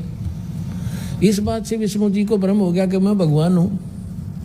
और इसी तरह शंकर भगवान की सती थी, जानो। अब एक दिन ब्रह्मा जी चले गए विष्णु जी के पास। विष्णु जी अपने सारे नौकर नाकरों के पास आराम से लेटा था। यहाँ तक मान बढ़ाई भी तो बहुत बुरी है ना। और ब्रह्मा जी आए, जब ये खड़े नहीं हुए और न ही सत्कार किया, अक्कदे मेरी बेइज्जती हो जाए, विष्णु जी ने सोची। तो ब्रह्मा जी ने कहा कि मैं तेरा बाप आया हूं और तू मुझे देखकर आकड़ पाड़ा है। विष्णु जी बोला कि मैं तेरा बाप हूं, तो मेरी नाभि कमल से उत्पन्न हुआ है। ब्रह्मा जी कहने लगे कि नहीं, सारा संसार मेरे से उत्पन्न हुआ है और मैं सर्वेश्वर हूं, सबका उत्पन्न करता हूं। इस बात पर दोनों का झगड़ा हो गया। फिर ये काल ने इनके बीच में एक लिंग खड़ा कर दिया, तेजों में स्तंभ, बहुत लंबा चौड़ा। ये झगड़ा भूल गए उसका और छोर खोजन लगे। ये पुराण में लिखा है, विष्णु पुराण। फिर वो खुद आ गया अपने पुत्र शिव जी का रूप बना के, और फिर लग गया इनको ज्ञान देने कि तुम भगवान नहीं हो, अपने आप को भगवान मान बैठे। ये देखिएगा। अब हम इस पुस्तक से आपको क्लियर करेंगे। श्री शिव महापुराण, विद्याविधि पंडित ज्वाला प्रसाद जी, मिश्रकृत हिंदी टीका सहित, खेमरा श्री कृष्णदास प्रकाशन, मुंबई। इसके ये देखिएगा, विद्वेश्वर संहिता है ये, 11 पृष्ठ पे विद्वेश्वर संहिता अध्याय 6 भाग 1। इसमें लिखा है, नंदी केश्वर बोले, जो शंकर भगवान का वाहन है, नंदी केश्वर बोले कि हे योगेंद्र, आगे एक समय विष्णु भगवान शेष सैया पर अपने गरुड़ादि पार्षदों से संयुक्त लक्ष्मी सहित शयन करते थे, लेटे हुए थे। उस समय ब्रह्म ज्ञानियों में श्रेष्ठ ब्रह्मा जी अपनी इच्छा से वहां आए। सब प्रकार से सुंदर सेज पर शयन करते हुए कमल लोचन विष्णु जी से पूछने लगे, तुम कौन हो जो मुझे देखकर अभिमानी पुरुष के समान शयन करते हो? हे वत्स, हे बेटा। ब्रह्मा जी बोले विष्णु जी से कहने लगे कि हे बेटा उठो, मैं तेरा जनक आया हूं। हे वत्स उठो, देखो मैं तुम्हारा स्वामी आया हूं। आए हुए गुरु को देखकर, गुरु माने बड़े को, जो अभिमान करता है उस द्रोही मूड का प्रायश्चित होना उचित है। यह सुनकर विष्णु जी के अंतर में तक क्रोध हुआ, अंदर तक घना गुस्सा हुआ, पर ऊपर तक शांत, लोग दिखावा शांत रहा, बाहर से शांत रहे और बोले कि वत्स, ए बेटा तुम्हारा मंगल हो, बैठो, इस आसन पर विराजो। इस समय तुम्हारा नेत्र कुटिल और मुख वक्र क्यों हो गया? यानी टेढ़ा मुंह क्यों कर रहा है, टेढ़ी आंख क्यों कर रहा है? तू आजा, बैठ जा बेटा।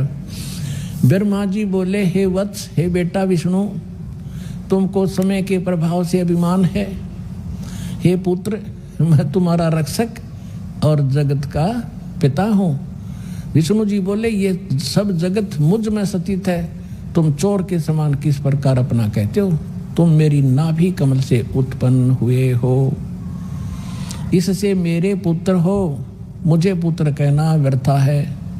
अब तो देखो पुण्यात्माओं, ये हमारे आचार्य शंकराचार्य, ये भी हमारे धर्मगुरु, इनकी पूजा करवाया करते। बालका तो भी कमजोर बुद्धि के व्यक्ति है। एक 4ठी कक्षा के बच्चे लड़ा कर आपस में, और फिर टीचर उनसे पूछता है क्यों झगड़ रहे थे, इधर आओ। वो उनमें से कहता, जी ये यूँ बोला मैं तेरा बाप है। वो दूसरा कहता, ना जी पहले यूँ बोला मैं तेरा बाप है, इसलिए लड़े थे हम, एक दूसरे को नो पकड़ रहे थे। ये हमारे भगवान लड़े आपस में, वो कह मैं तेरा बाप, वो नो कह मैं तेरा बाप, तू मेरा बेटा, और फिर इनके बाप ना आके इनका छुटकारा करवाया। अब ये तो प्रसंग आगे ज़्यादा ना बताकर, क्योंकि विषय आज थोड़ा सा दूसरा है। अब ये क्या हुआ कि फिर वो काल आ गया इनका पिता इनके बीच में, और उसने आकर फिर इनको समझाया कि तुम भगवान नहीं हो। देखिएगा, और दिखाता हूँ थोड़ा, एक झलक और रहेगी थोड़ी सी। अब हम ये 11 पृष्ठ पढ़ रहे हैं विद्वेश्वर संहिता का। यहाँ आ गया, नंदी केश्वर बोले, यहाँ तक हमने पढ़ लिया कि इससे मेरे पुत्र हुए, मुझे पुत्र कहना व्यर्था। नंदी केश्वर बोले, इस प्रकार ब्रह्मा विष्णु दोनों ही रजोगुण से मुग्ध होकर विवाद करने लगे, लड़न लगे। मैं श्रेष्ठ हूँ, मैं स्वामी हूँ, ऐसा कहकर एक दूसरे को मारने की इच्छा से युद्ध करने में उत्सुक हुए। संपूर्ण देवता विमान में बैठकर उस महाअद्भुत युद्ध को देखने चले आए, और आकाश में उनके ऊपर फूल बरसाने लगे। देख लो आगे देवता, अरे थरा गजब। ये तो कटका मरने तैयार हो रहे दोनों भाई, हर देवता ऊपर तो फूल बरसावे, कहाँ कर दो काम, मरो लड़के, शाबाश, बहुत अच्छा काम कर रहे हो। ये थे हमारे जो, हम जिनको ईष्ट और जिन ग्रंथों को हम सत्य मानकर पढ़ा करते, इसमें खाक ज्ञान है। दो भाई लड़ रहे हों तो भला पुरुष बीच में बढ़ा कर बचाव करा कर ना भाई नाश हो जाएगा, झगड़ा नहीं कराया करते। अरे देवता फूल बरसावे,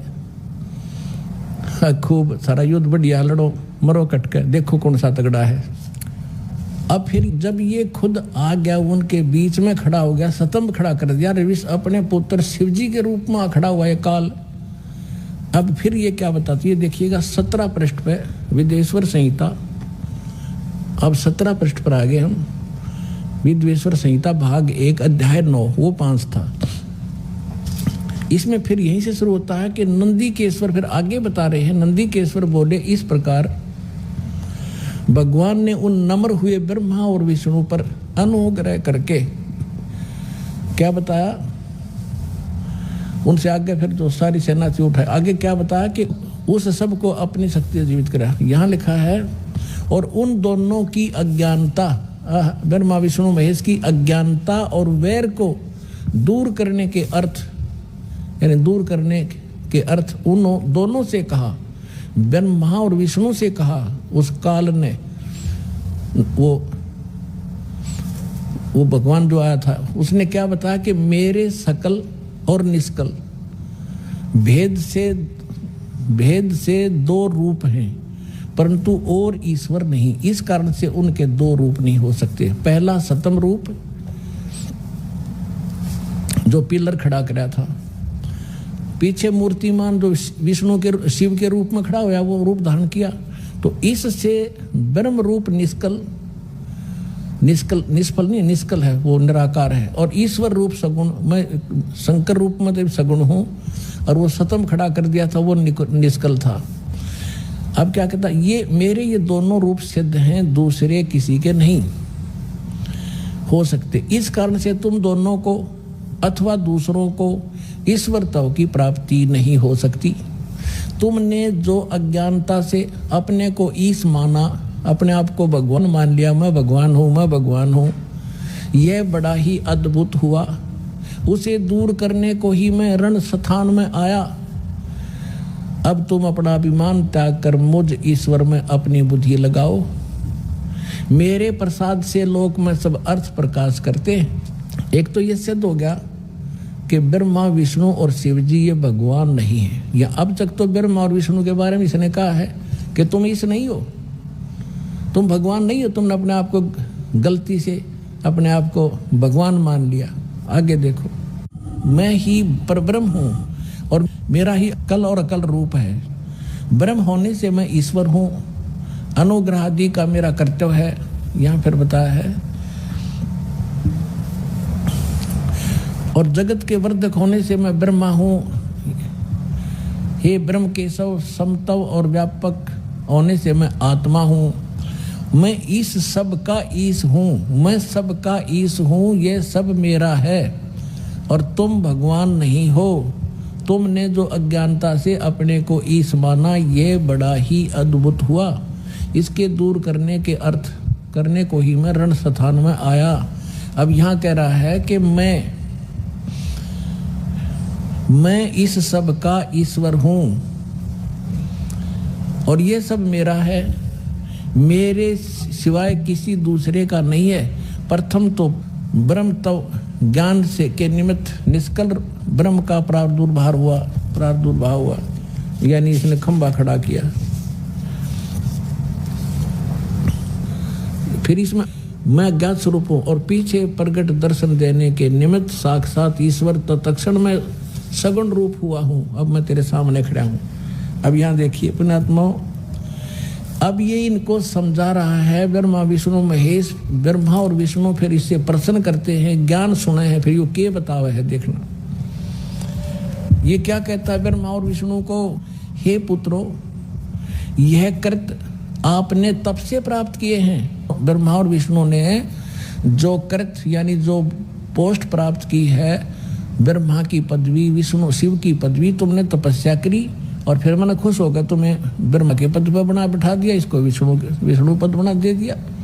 ये देखिए, हे पुत्रों, यह कृत यानी जैसे उत्पत्ति और सतीची का ये कृत आपने तब से प्राप्त किए हैं जो कि सृष्टि, उत्पत्ति और पालन कहता है, सो मैंने प्रसन्न होकर तुम्हें दिए हैं। इसी प्रकार दूसरे 2 कृत रुद्र और महेश्वर को प्रदान किए हैं। अब 2 तो ये ब्रह्मा विष्णु महेश, ब्रह्मा और विष्णु हो गए 2 पुत्र, और 2 ये बता दिया रुद्र और महेश, इनको भी कहते, ये भी 4 हो गए, और बोलनी आयु 5वां है। अब दास ये सिद्ध करना चाहा था कि ये जो ब्रह्मा विष्णु महेश का जो पिता है, ये कहता है तुम भगवान नहीं हो, मैं भगवान। उन्होंने भी बीच बीच में अपनी, और शिक्षण वेद में ये कहा है, ये मुल्ला माया मग में बैठी हंसा चुन चुन खाई, ये ज्योत स्वरूपी कहे निरंजन में ही करता भाई। एक न करता 2 न करता 9 ठहराए भाई, 10वां भी धुंधर में मिल जा सत कबीर दुहाई। अब क्या बताया है कि ये तो कह रहा तुम भगवान नहीं हो, मैं करता हूं, और सूक्ष्म वेद में कहा है कि निरंजन निश्चय भया, उसको करता मत जान, वो मालिक नहीं है। लेकिन इन में यूं अपने आप को ये भगवान सिद्ध करा और कह रहा कि तुम भगवान नहीं हो। हम तो इस ब्रह्म नबी छोड़ विष्णु और शंकर को भगवान मान रहे थे, और ये इनको रिजेक्ट करा। हमारे पुराण ही बता रहे हैं कि ये भगवान नहीं है। अब जो प्रश्न इसमें हम सिद्ध करना चाहो दास, क्योंकि आज का जो विषय है कि वो साधना कौन सी है जिससे मोक्ष होगा, और किस किस ने प्राप्त हुआ, और कहाँ प्रमाण है, इतनी सी बात है, फिर सारा सुलझ जाएगी कहानी। तो अब जो दास सिद्ध कर रहा है कि हमारे आज तक के जितने एथेंटिक सदग्रंथ है,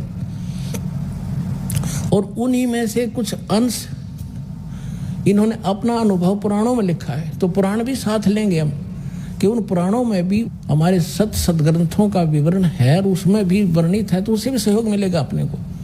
इसमें क्या सहयोग मिला कि एक तो ब्रह्मा विष्णु महेश भगवान नहीं, इनका पिता इनसे 5वां न्यारा है, और ये परमात्मा नहीं है, ये भगवान नहीं है, ये मालिक नहीं है। फिर ये ओम मंत्र है किसका, ये देखिएगा।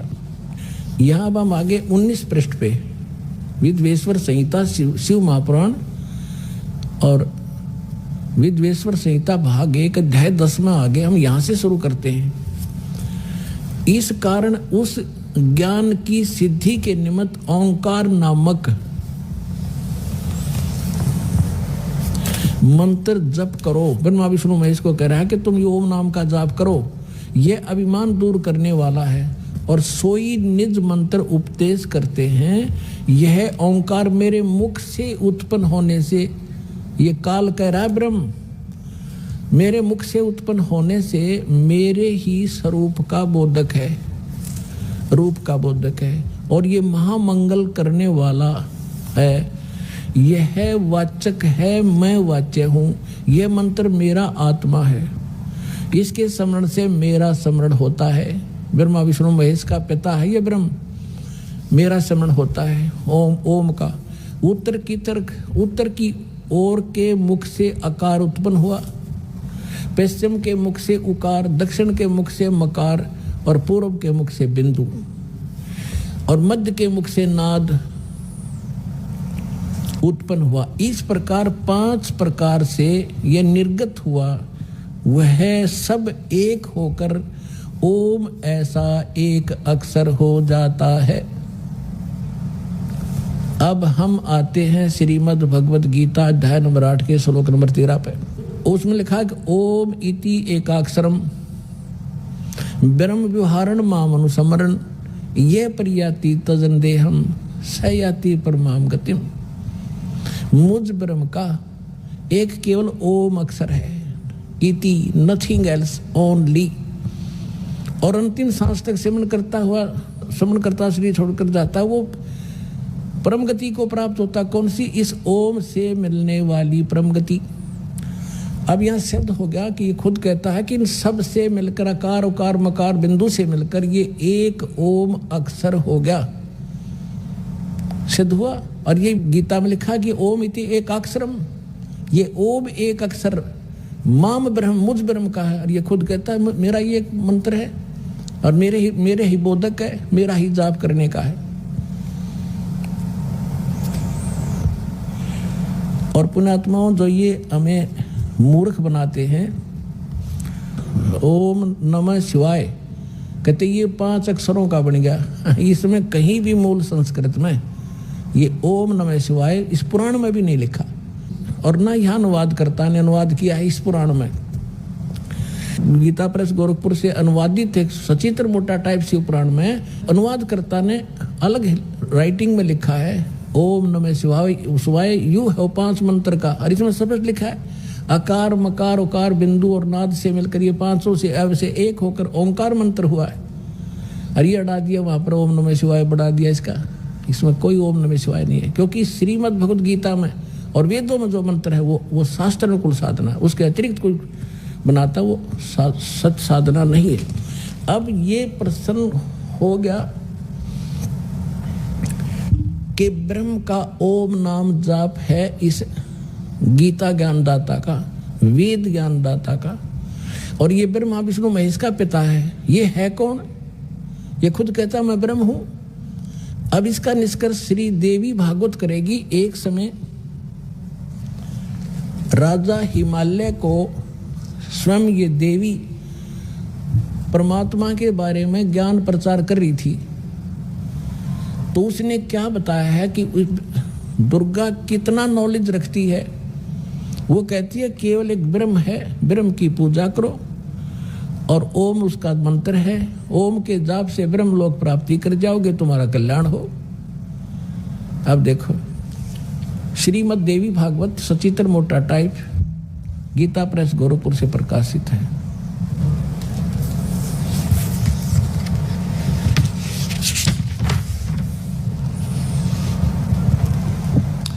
संपादक हनुमान प्रसाद पोदार, चिमनलाल गोस्वामी, और ये यहां से प्रकाशित है और मुद्रित है गीता प्रेस गोरखपुर से। इसके हम 562 पृष्ठ पर आपको ले चलते हैं। ये देखिएगा, ये 7वां स्कंद है, 7वां स्कंद संक्षिप्त देवी भागवत 562 पृष्ठ पे है। देवी के द्वारा हिमालय को ज्ञानोपदेश, ब्रह्म स्वरूप का वर्णन। श्री देवी जी कहने लगी पर्वतराज, ये पहले तो अपने बारे में कहती है, फिर कहती है नहीं, यदि तुम्हें पूर्ण मोक्ष चाहिए तो यहाँ बताती है उस ब्रह्म का क्या स्वरूप है, यह बतलाया जाता है जो प्रकाश रूप, सबके अत्यंत समीप में स्थित, हृदय रूप गुहा में स्थित होने के कारण गुहाचर नाम से प्रसिद्ध है, महान पद अर्थात परम प्राप्य है। अब यहां थोड़ा सा लेंगे, वह परम सत्य और अमृत अविनाशी तत्व है सौम्य। उस वेदने योग्य लक्ष्य का तुम वेदन करो, मन लगाकर उसमें तन में हो जाओ। सौम्य उपनिषद में कथित महान अस्त्र धनुष लेकर उस पर उपासना द्वारा तीक्ष्ण किया हुआ बाण संधान करो, और फिर भावनागुप्त चित्त के द्वारा उस बाण को खींचकर उस अक्षर रूप ब्रह्म को ही लक्ष्य बनाकर वेदन करो। प्रणव ओम धनुष है, जीवात्मा बाण है, और ब्रह्म को उसका लक्ष्य कहा जाता है। अब यहाँ कहा उस एकमात्र परमात्मा को जाने। देवी अपनी पूजा भी मना करती है, मेरी भी नहीं करनी, केवल एकमात्र परमात्मा को ही जाने, दूसरी और सब बातों को छोड़ दे। यही अमृत रूप परमात्मा के पास पहुंचाने वाला पुल है। संसार समुद्र से पार होकर अमृत स्वरूप परमात्मा को प्राप्त कराने का यह सुलभ साधन है। आगे इस आत्मा का ओम के जप के साथ ध्यान करो। इससे अज्ञान में अंधकार से सर्वथा परे और संसार समुद्र से उस पार जो ब्रह्म है उसको पा जाओगे, तुम्हारा कल्याण हो। ओम नाम का जाप करो और ब्रह्म की प्राप्ति हो जाएगी। वो ब्रह्म रहता कहाँ है? वह यह सबका आत्मा ब्रह्म लोक रूप दिव्य आकाश में स्थित है, वो ब्रह्म लोक में रहता है। अब इससे क्या सिद्ध हुआ कि ओम नाम ब्रह्म का है, काल का है, ज्योत स्वरूपी निरंजन कहा संतों ने इसको, काल कहा। गीता अध्याय नंबर 11 के श्लोक 32 में स्वयं कहता मैं काल हूं अर्जुन, और सबका नाश करने के लिए अप्रवृत्त हुआ हूं। हमारी तो बुद्धि पर पत्थर पड़ रहे थे, हम काल की पूजा कर रहे थे, अब ओम नाम के जाप से कहाँ गए? ब्रह्मलोक में। देवी पुराण में स्पष्ट कर दिया। ये सही ज्ञान है, वेदों वाला ज्ञान है ये। अब ब्रह्मलोक में गए हुए प्राणी भी पुनरावृत्ति में उनकी जन्म मृत्यु होती है। देखिएगा, अब श्रीमद् भगवद गीता हम आपको दिखाएंगे।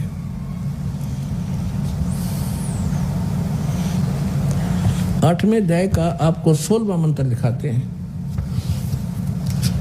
13वां मंत्र ये देखिएगा, ये है गीता, श्रीमद् भगवद गीता अध्याय नंबर 8 का और श्लोक नंबर 13 नीचे। इसमें ये गीता ज्ञानदाता ब्रह्म ही है, ब्रह्मा विष्णु महेश का पिता है ये। ओम इति एकाक्षरम ब्रह्म विहारण माम अनुस्मरण ये परियाति तजन देहम सयाति परमाम गतिम। मुझ ब्रह्म का, ये है माम ब्रह्म, मुझ ब्रह्म का ओम इति एकाक्षरम, केवल ये एक ओम अक्षर है यह है, और उच्चारण करके सिमरण करता हुआ ये परियाति तजन देहम, जो शरीर छोड़कर जाता है, सयाति परमाम गतिम। ओम से मिलने वाली परम गति, इस ओम से मिलने वाली परम गति प्राप्त होती है। क्या होती है? ये सिद्ध हो गया कि ब्रह्म को प्राप्त हो गया, वो ब्रह्म लोक में रहता है, यानी ब्रह्म लोक प्राप्ति। गीता अध्याय नंबर 8 के श्लोक 16 में क्या कहा है? 8 के 16 में कहा कि अर्जुन, ब्रह्मलोक पर्यंत, ब्रह्मलोक तक सभी लोग पुनरावृत्ति में हैं। यहाँ देखो, पुनरावृत्ति का इन्होंने यहाँ आगे विवरण दिया है। पुनरावृत्ति माने जिनको प्राप्त होकर पीछे संसार में आना पड़े, ऐसे पुनरावृत्ति कहते हैं। अब इन्होंने यहाँ अड़ंगा अड़ाया है कि परंतु हे कुंती पुत्र, अनुवाद गलत किया है, मुझको प्राप्त होकर पुनर्जन्म नहीं होता। अब गीता ज्ञान दाता ब्रह्म है, और गीता ज्ञान दाता दूसरे अध्याय के 12वें श्लोक में कहता है कि अर्जुन, ये ना सोच कि हम अभी पैदा हुए हैं तो पहले भी थे और आगे भी रहेंगे। ये देखो अध्याय नंबर 2 का और श्लोक नंबर आपको 12 दिखाते हैं। ये 12, इसमें कहा कि न तो ऐसा है कि मैं किसी काल में नहीं था, अथवा तू नहीं था, अथवा ये राजा लोग नहीं थे, और नहीं ऐसा है कि इसे आगे हम सब ना रहेंगे। अब देखे चौथे अध्याय के 5 और 9 में ये खुद कहता, अर्जुन तेरे और मेरे बहुत जन्म हो चुके, तू नहीं जानता, मैं जानता हूं।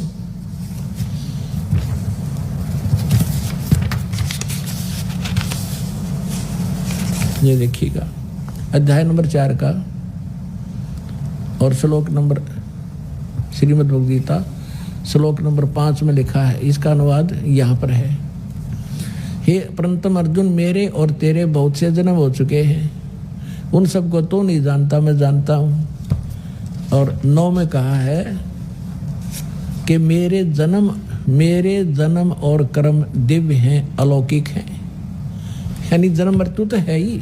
और 10वें अध्याय के दूसरे श्लोक में खुद कहता है कि मेरी उत्पत्ति को, ये खुद कहता है 10वें अध्याय के दूसरे श्लोक में कि मेरी उत्पत्ति को, अर्थात इसकी उत्पत्ति तो हुई है, ये देवता लोग नहीं जानते, ये ब्रह्मा विष्णु महेश इसके पुत्र हैं। ब्रह्मा विष्णु महेश से सारा संसार आगे इस आकार में हम जन्मे हैं, तो ब्रह्मा विष्णु महेश अपने पिता की उत्पत्ति कैसे जानेगा, और कैसे हम जान पाएंगे फिर अपने पिता की उत्पत्ति? तो दादा बतावेगा पिता की उत्पत्ति।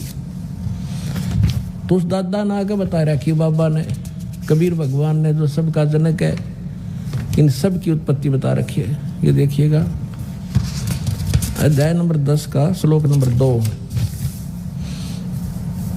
अध्याय नंबर 10 और श्लोक नंबर 2, इसमें कहा कि मेरी उत्पत्ति को, मेरे प्रभाव में उत्पत्ति को, आगे कुछ भी कहें, न देवता लोग जानते हैं न महर्षि जन जानते, क्योंकि मैं सब प्रकार से देवताओं का और महर्षियों का आदि कारण हूँ। ये मेरे से जन्मे हैं, ये देवता और ये महर्षि, ये सभी मुझ से उत्पन्न हुए, ये इनका पिता है। अब इसे सिद्ध हो गया कि इसकी जन्म मृत्यु तो होती ही है, जन्म तो है ही।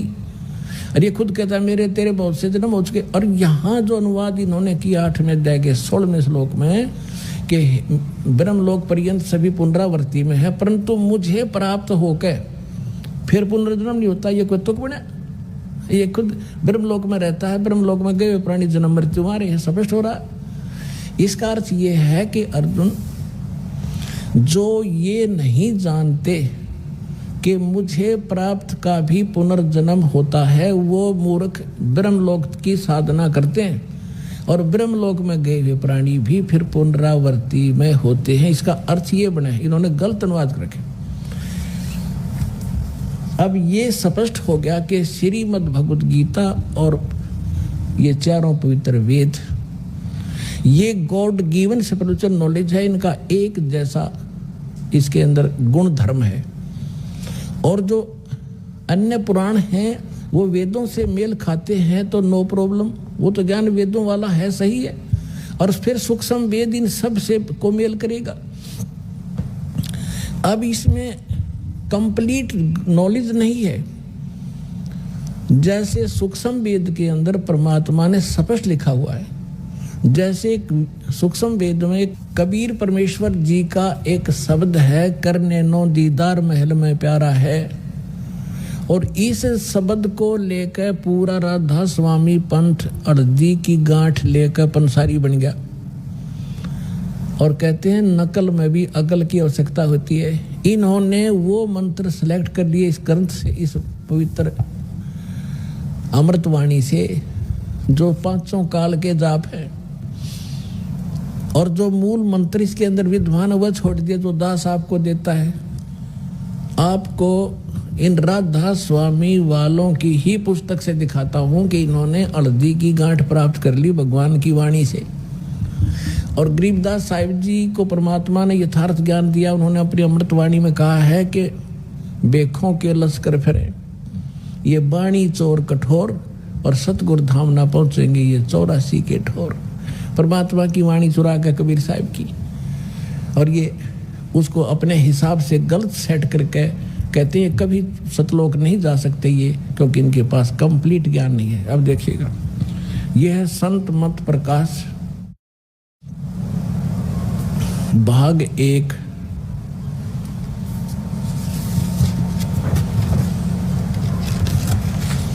संत मत भाग प्रकाश 1। और इसके कौन है राइटर? ये हैं बाबा सावण सिंह जी, महाराज सावण सिंह जी। और कहाँ से ये छपा है? संत मत प्रकाश भाग 1, महाराज सावण सिंह जी, राधा स्वामी सत्संग ब्यास। प्रकाशक है जगदीश चंद्र सेठी, सेक्रेटरी राधा स्वामी सत्संग ब्यास, डेरा बाबा जयमल सिंह, पंजाब। ये सारे सर्वाधिकार सुरक्षित है। मुद्रक Ajanta offset and packaging limited. इसके देखिएगा,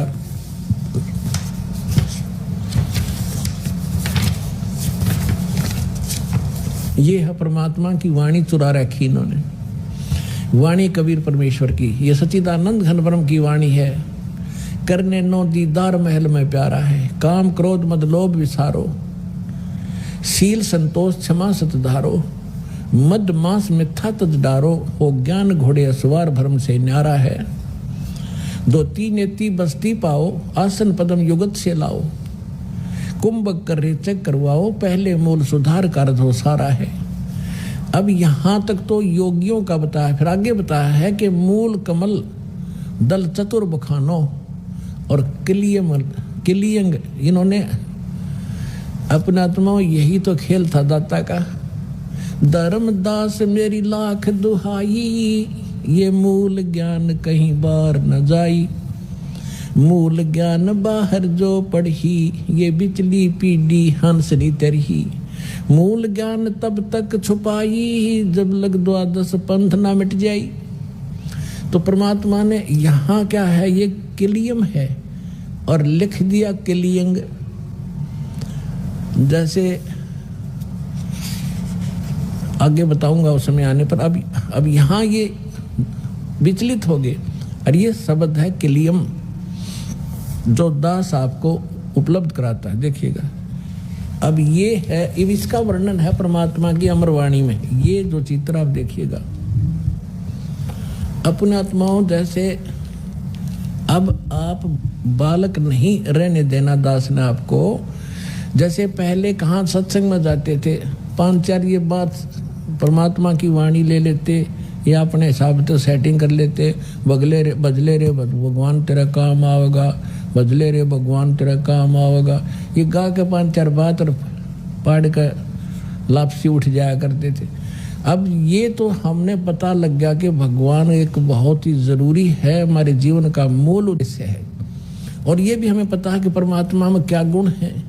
जैसे किसी का रोग है और कोई कह रहा भाई खा ले दवाई रोग कट जाएगा, खा ले दवाई रोग कट जाएगा, ना तो उसने न पता रोग क्या है और ना उस दी का पता, उसने गाय जाओ खा ले रे दवाई रोग कटेगा, खा ले रे दवाई रोग कटेगा।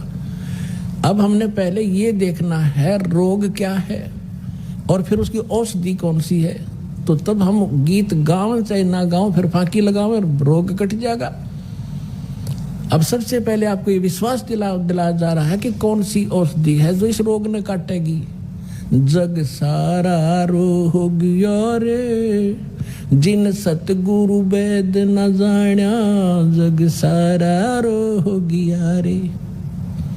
भाई जन्म मरण का रोग लगा है या तृष्णा बडरी खांसी, जन्म मरण का रोग लगा है या तृष्णा बडरी खांसी, आवागमन की डोर गले में या पड़ी काल की फांसी, ही जग सारा रोगिया रे जिन सतगुरु वेद न जान्या, जग सारा रोगिया रे। भाई देखा देखी गुरु से बन गे किया ना तत्व विचारा, देखा देखी गुरु से बन गे किया ना तत्व विचारा, गुरु से दोनों के सिर पे यू काल ठोके पंजारा, जग सारा रोगियो रे जिन सतगुरु वेद न जान्या, जग सारा रोगिया रे। भाई सच्चा सतगुरु कोई ना पूजे, परमात्मा कहते सच्चा सतगुरु, ये नकली सतगुरु थे। सच्चा सतगुरु कोई न पूजे, इन झूठों जगपतियासी, इन झूठों पर विश्वास किए बैठे हैं। सच्चा सतगुरु कोई न पूजे, इन झूठों जगपतियासी, अंधे की बाँ गई अंधे ने, ये मार्ग कौन बतासी, जग सारा रोगियो रे जिन सतगुरु वेद न जान्या, जग सारा रोगिया रे। फिर क्या निष्कर्ष बताते हैं परमात्मा। भाई सार शब्द सर जीवन बूटी, गस गस अंग लगावे, सार शब्द सर जीवन बूटी, गस गस अंग लगावे, कहें कबीर तुम सतकर मानो, ये जन्म मरण मिट जावे, जग सारा रोगिया रे जिन सतगुरु वेद न जान्या, जग सारा रोगिया रे। कि एक सार शब्द है, सार नाम है, वह सरजीवन बूटी है और उस कहे कबीर तुम सतकर मानो, ये जन्म मरण मिट जाए। तो वो जड़ी आज दास के पास है, वो सरजीवन बूटी, वो पूरा complete course all in respect आपके लिए छुपा कर रखा था इस युग के लिए। अब आपको विश्वास दिलाने के लिए कि ताकि आप दृढ़ होकर इस मार्ग पर चलो, कोई बीच में आपकी दिशा ना बदल दे, इसलिए आपको यहाँ बुलाया जाता है। पुण्यात्माओं, ये परमात्मा ने किया हुआ सारा खेल है, जीव के सतर का यहाँ कोई काम नहीं है। आप भी देख रहे हो, आपने और भी सत्संग देखे होंगे, वो सतल भी देखे होंगे, वहाँ कैसी व्यवस्था ये भी खूब जानते, कहीं कहने की आवश्यकता नहीं। अब ज्ञान भी दिखाएंगे आपको। अब ज्ञान देखो क्या है।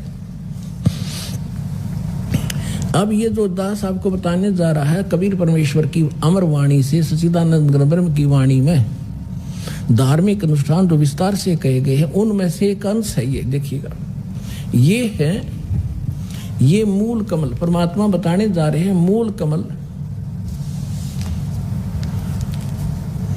और गणेश देव किलियम जाप, चतुर्थ पंकड़ी, मूल कमल। अब यहां भगवान क्या बता रहे हैं कि मूल कमल दल चतुर बखानो, मूल कमल में 4 पंखड़ी बताऊं और किलियम जाप लाल रंग मानो। फिर क्या बताते हैं, देव गणेश तह रोप्यो थानो, रोप्या थानो रिद्धि सिद्धि चवर डुलारा है। फिर स्वाद चक्र सटदल बस्तारो, ब्रह्म सावत्री रूप निहारो, उल्ट नागनी का सिर मारो, तहाँ शब्द ओंकारा है। अब ये है स्वाद चक्र, ये है 6 पंखड़ी का स्वाद कमल चक्र और सावित्री और ब्रह्मा, और इसका ओम जाप है। अब यहाँ जो देखने की बातें हैं कि ये मंत्र जो हैं ये चाबी हैं, इन कमलों को खोलने के मंत्र हैं, और इन मंत्रों से ये देवता प्रभावित होते हैं, ये अपना ज़्यादा आकर्षित होते हैं। जैसे एक जोटा होता भैंसा, उसने भैंसा भैंसा करें जाओ कति नहीं देखे, रेक बनो कर दे हुर्र नो देखोगा, तो वो हुर्र उसका मूल मंत्र है, उसके बस की बात नहीं को टिका रह जा। तो ये मंत्र है, इन देवताओं के मूल मंत्र है, वो हुर्र समझ लो, ये बोलते हैं चौकन्ने होते हैं। तो ये है, इससे लाभ जल्दी मिलेगा हमारे को। अब यहाँ देखना, अब यहाँ परमात्मा बता रहे हैं कि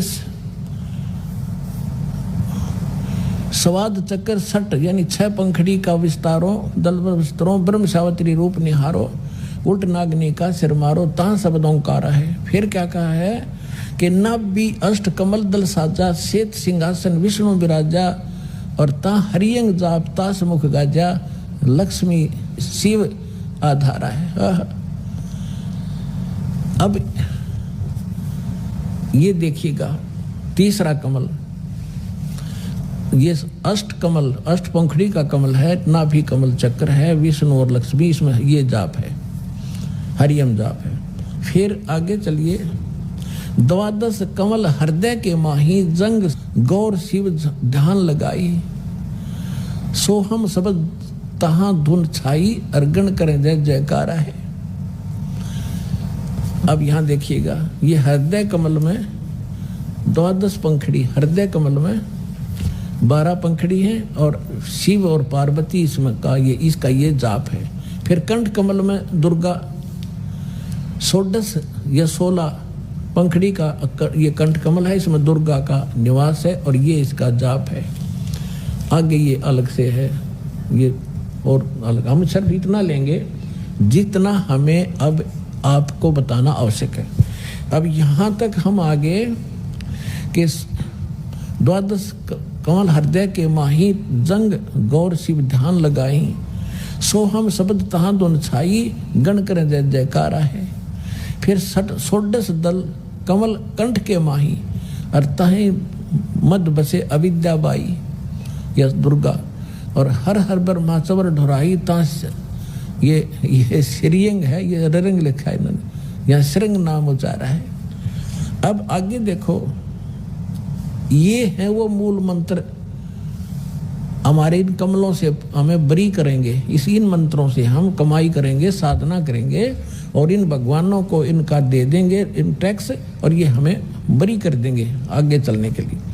अब आगे क्या लिखा है, इन्होंने कहाँ से ले लिया डंगा, इन्होंने जो मंत्र लिए हैं कौन से ले रखे हैं, कहीं की ईंट कहीं का रोड़ा, और कहते हैं ना राधा स्वामी ये कौन जोड़िया, ओंकार रंकार ज्योत निरंजन, और सोहम और सतनाम। बताओ, ओंकार काल का और रंकार काल का, ज्योत निरंजन काल का, सोम का इन्हें पता ही नहीं ये मंत्र कहाँ से आया, किसका है, ये देने के अधिकारी भी नहीं है। और सतनाम, सतनाम का इनको पता नहीं, सतनाम है कौन सा, सतनाम 2 अक्षर का मंत्र है। अब यहाँ इन्होंने इसी परमात्मा की वाणी में आगे ये सारे हैं कि डाकनी का साकनी सब वो करे ऐसे, और आगे ओंकार रंकार इसके अंदर लिखा हुआ। परमात्मा ने फिर लास्ट में ये बताया है कि ये जो जहाँ तक हमने इन कमलों से बरी होना है वो मंत्र ये है, बाकी ये काल की व्यवस्था है, ये ज्योत निरंजन रंकार ओंकार, इनको अलग से जाप नहीं करना, इस विधि से जो सूक्ष्म वेद में लिखा है वो जाप करना। जैसे आप भक्ति बोध पढ़ते हो डेली, इसमें गरीबदास साहिब को परमात्मा मिले थे, उनको यथार्थ ज्ञान दिया। इसमें एक ब्रह्म वेदी है, और उस ब्रह्म वेदी के अंदर भी जो का तो गॉड गिवन स्पिरिचुअल नॉलेज है, जो कबीर साहब की वाणी में दास ने आपको पढ़ कर सुना। यह देखिएगा ब्रह्म वेदी, ये भक्ति बोध में आप डेली पढ़ते हो। और यहाँ ब्रह्म वेदी, मूल चक्र गणेश वासा, रक्त वर्ण जहाँ जानिए, और किलियम जाप कुलीन तद सब शब्द हमारा मानिए। समझ गया कि इसका जाप कीजिए। स्वाद चक्र ब्रह्म आदि भाषा, जहाँ सावित्री ब्रह्मा रहे, कति सिंपल करके लिखा है। ओम जाप जप तनसा, ज्ञान योग सतगुरु कहे। नाभि कमल में विष्णु विशंबर, जहाँ लक्ष्मी संगवास है, हरियम जाप जपन तनसा, जानत बिरला दास है। हृदय कमल महादेव देवम सती पार्वती संग है, सोहम जाप जपन तनसा, ज्ञान योग फल रंग है। कंठ कमल में बस अविद्या ज्ञान ध्यान बुद्ध नासी, लील चक्र मद काल कर्मम आवदम को फांसी। अब यहाँ आपको स्पष्ट हो गया कि मूल मंत्र कौन से हैं। अब ये तो सूक्ष्म वेद में लिखा है कि हमने जो यहाँ तक पहुँचना है, इसके बाद त्रिकुटी पर जाएंगे। फिर त्रिकुटी पर जाने के बाद ये मंत्र 2 अक्षर के मंत्र का काम शुरू होगा। अब जैसे यही राधा स्वामी वालों का एक ग्रंथ है, संत मत प्रकाश भाग 4, इसमें आपको दिखाते हैं कि सावण सिंह जी स्वयं कहते हैं, सोए गुरु पूरा कहावे और 2 अक्षर का भेद बतावे। हरि ने खुद पता नहीं ये 5 नाम ये काल के जाप करें, और पूरा गुरु वो होगा जो 2 अक्षर का भेद बतावे। तो ये कि किसी गुरु थे नकली। ये देखिएगा, ये है संत मत प्रकाश भाग 4। ये कहाँ से छपा है? महाराज सावण सिंह जी के विचार हैं ये। शिवा सिंह सेक्रेटरी, राधा स्वामी सत्संग व्यास, डेरा बाबा जयमल सिंह, जिला अमृतसर। ये यहाँ से छपे हैं। मुद्रक है Sartaj printing press, Tanda road, Joshi stage, Jalandhar. यहाँ 261 पृष्ठ पे आपको दिखाते हैं। 261 पृष्ठ पे संत मत भाग प्रकाश 4 के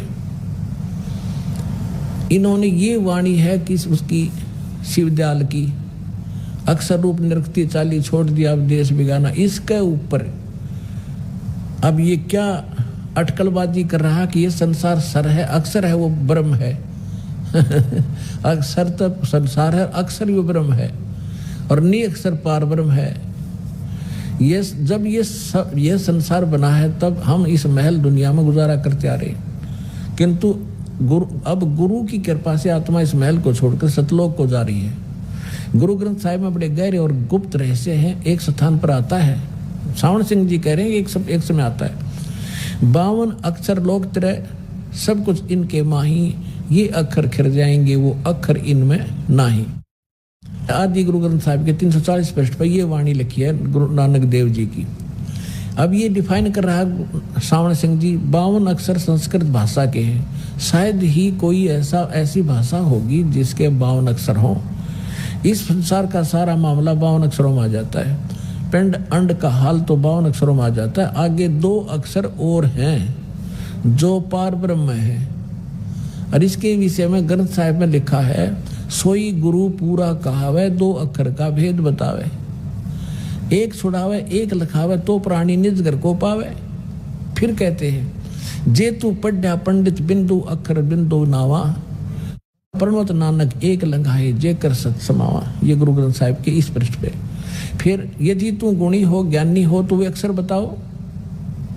अब सावण सिंह जी डामाडोल आपद प्रश्न कर रहा है कि वो अक्षर बताओ कौन से हैं। फिर ने कहा आगे जाकर पाओगे पार ब्रह्म, मरे पाछे पाओगे वे। देखो, यदि तुम गुणी हो ज्ञानी हो वो अक्षर बताओ। आप बताओ वे अक्षर पार ब्रह्म हैं। एक अक्षर ने तो दुनिया बनाई और एक ने सतलोक बनाया।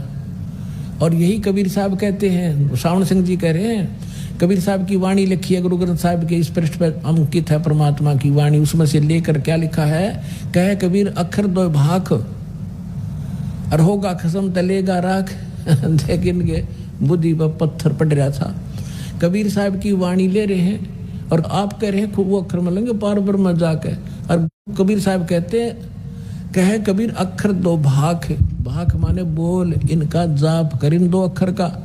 और इसकी इस 2 अक्षर के नाम को, ये सतनाम है 2 अक्षर का बनकर, जिसमें एक ओम है, एक तत् है। गीता अध्याय नंबर 17 के श्लोक नंबर 23 में ओम तत्सत, ये 3 मंत्र हैं। ओम ब्रह्म का, तत् ये उस अक्षर पुरुष का, और सत वो परम अक्षर ब्रह्म का, पूर्ण परमात्मा का।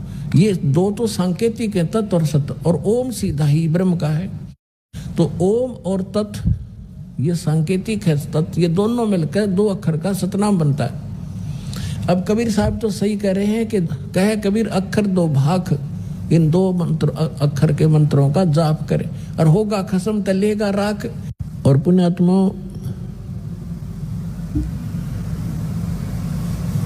श्रीमद् भगवत गीता अध्याय नंबर 16 के श्लोक 23 और 24 में स्पष्ट किया है कि शास्त्र विधि को त्याग कर जो मनमाना आचरण करते हैं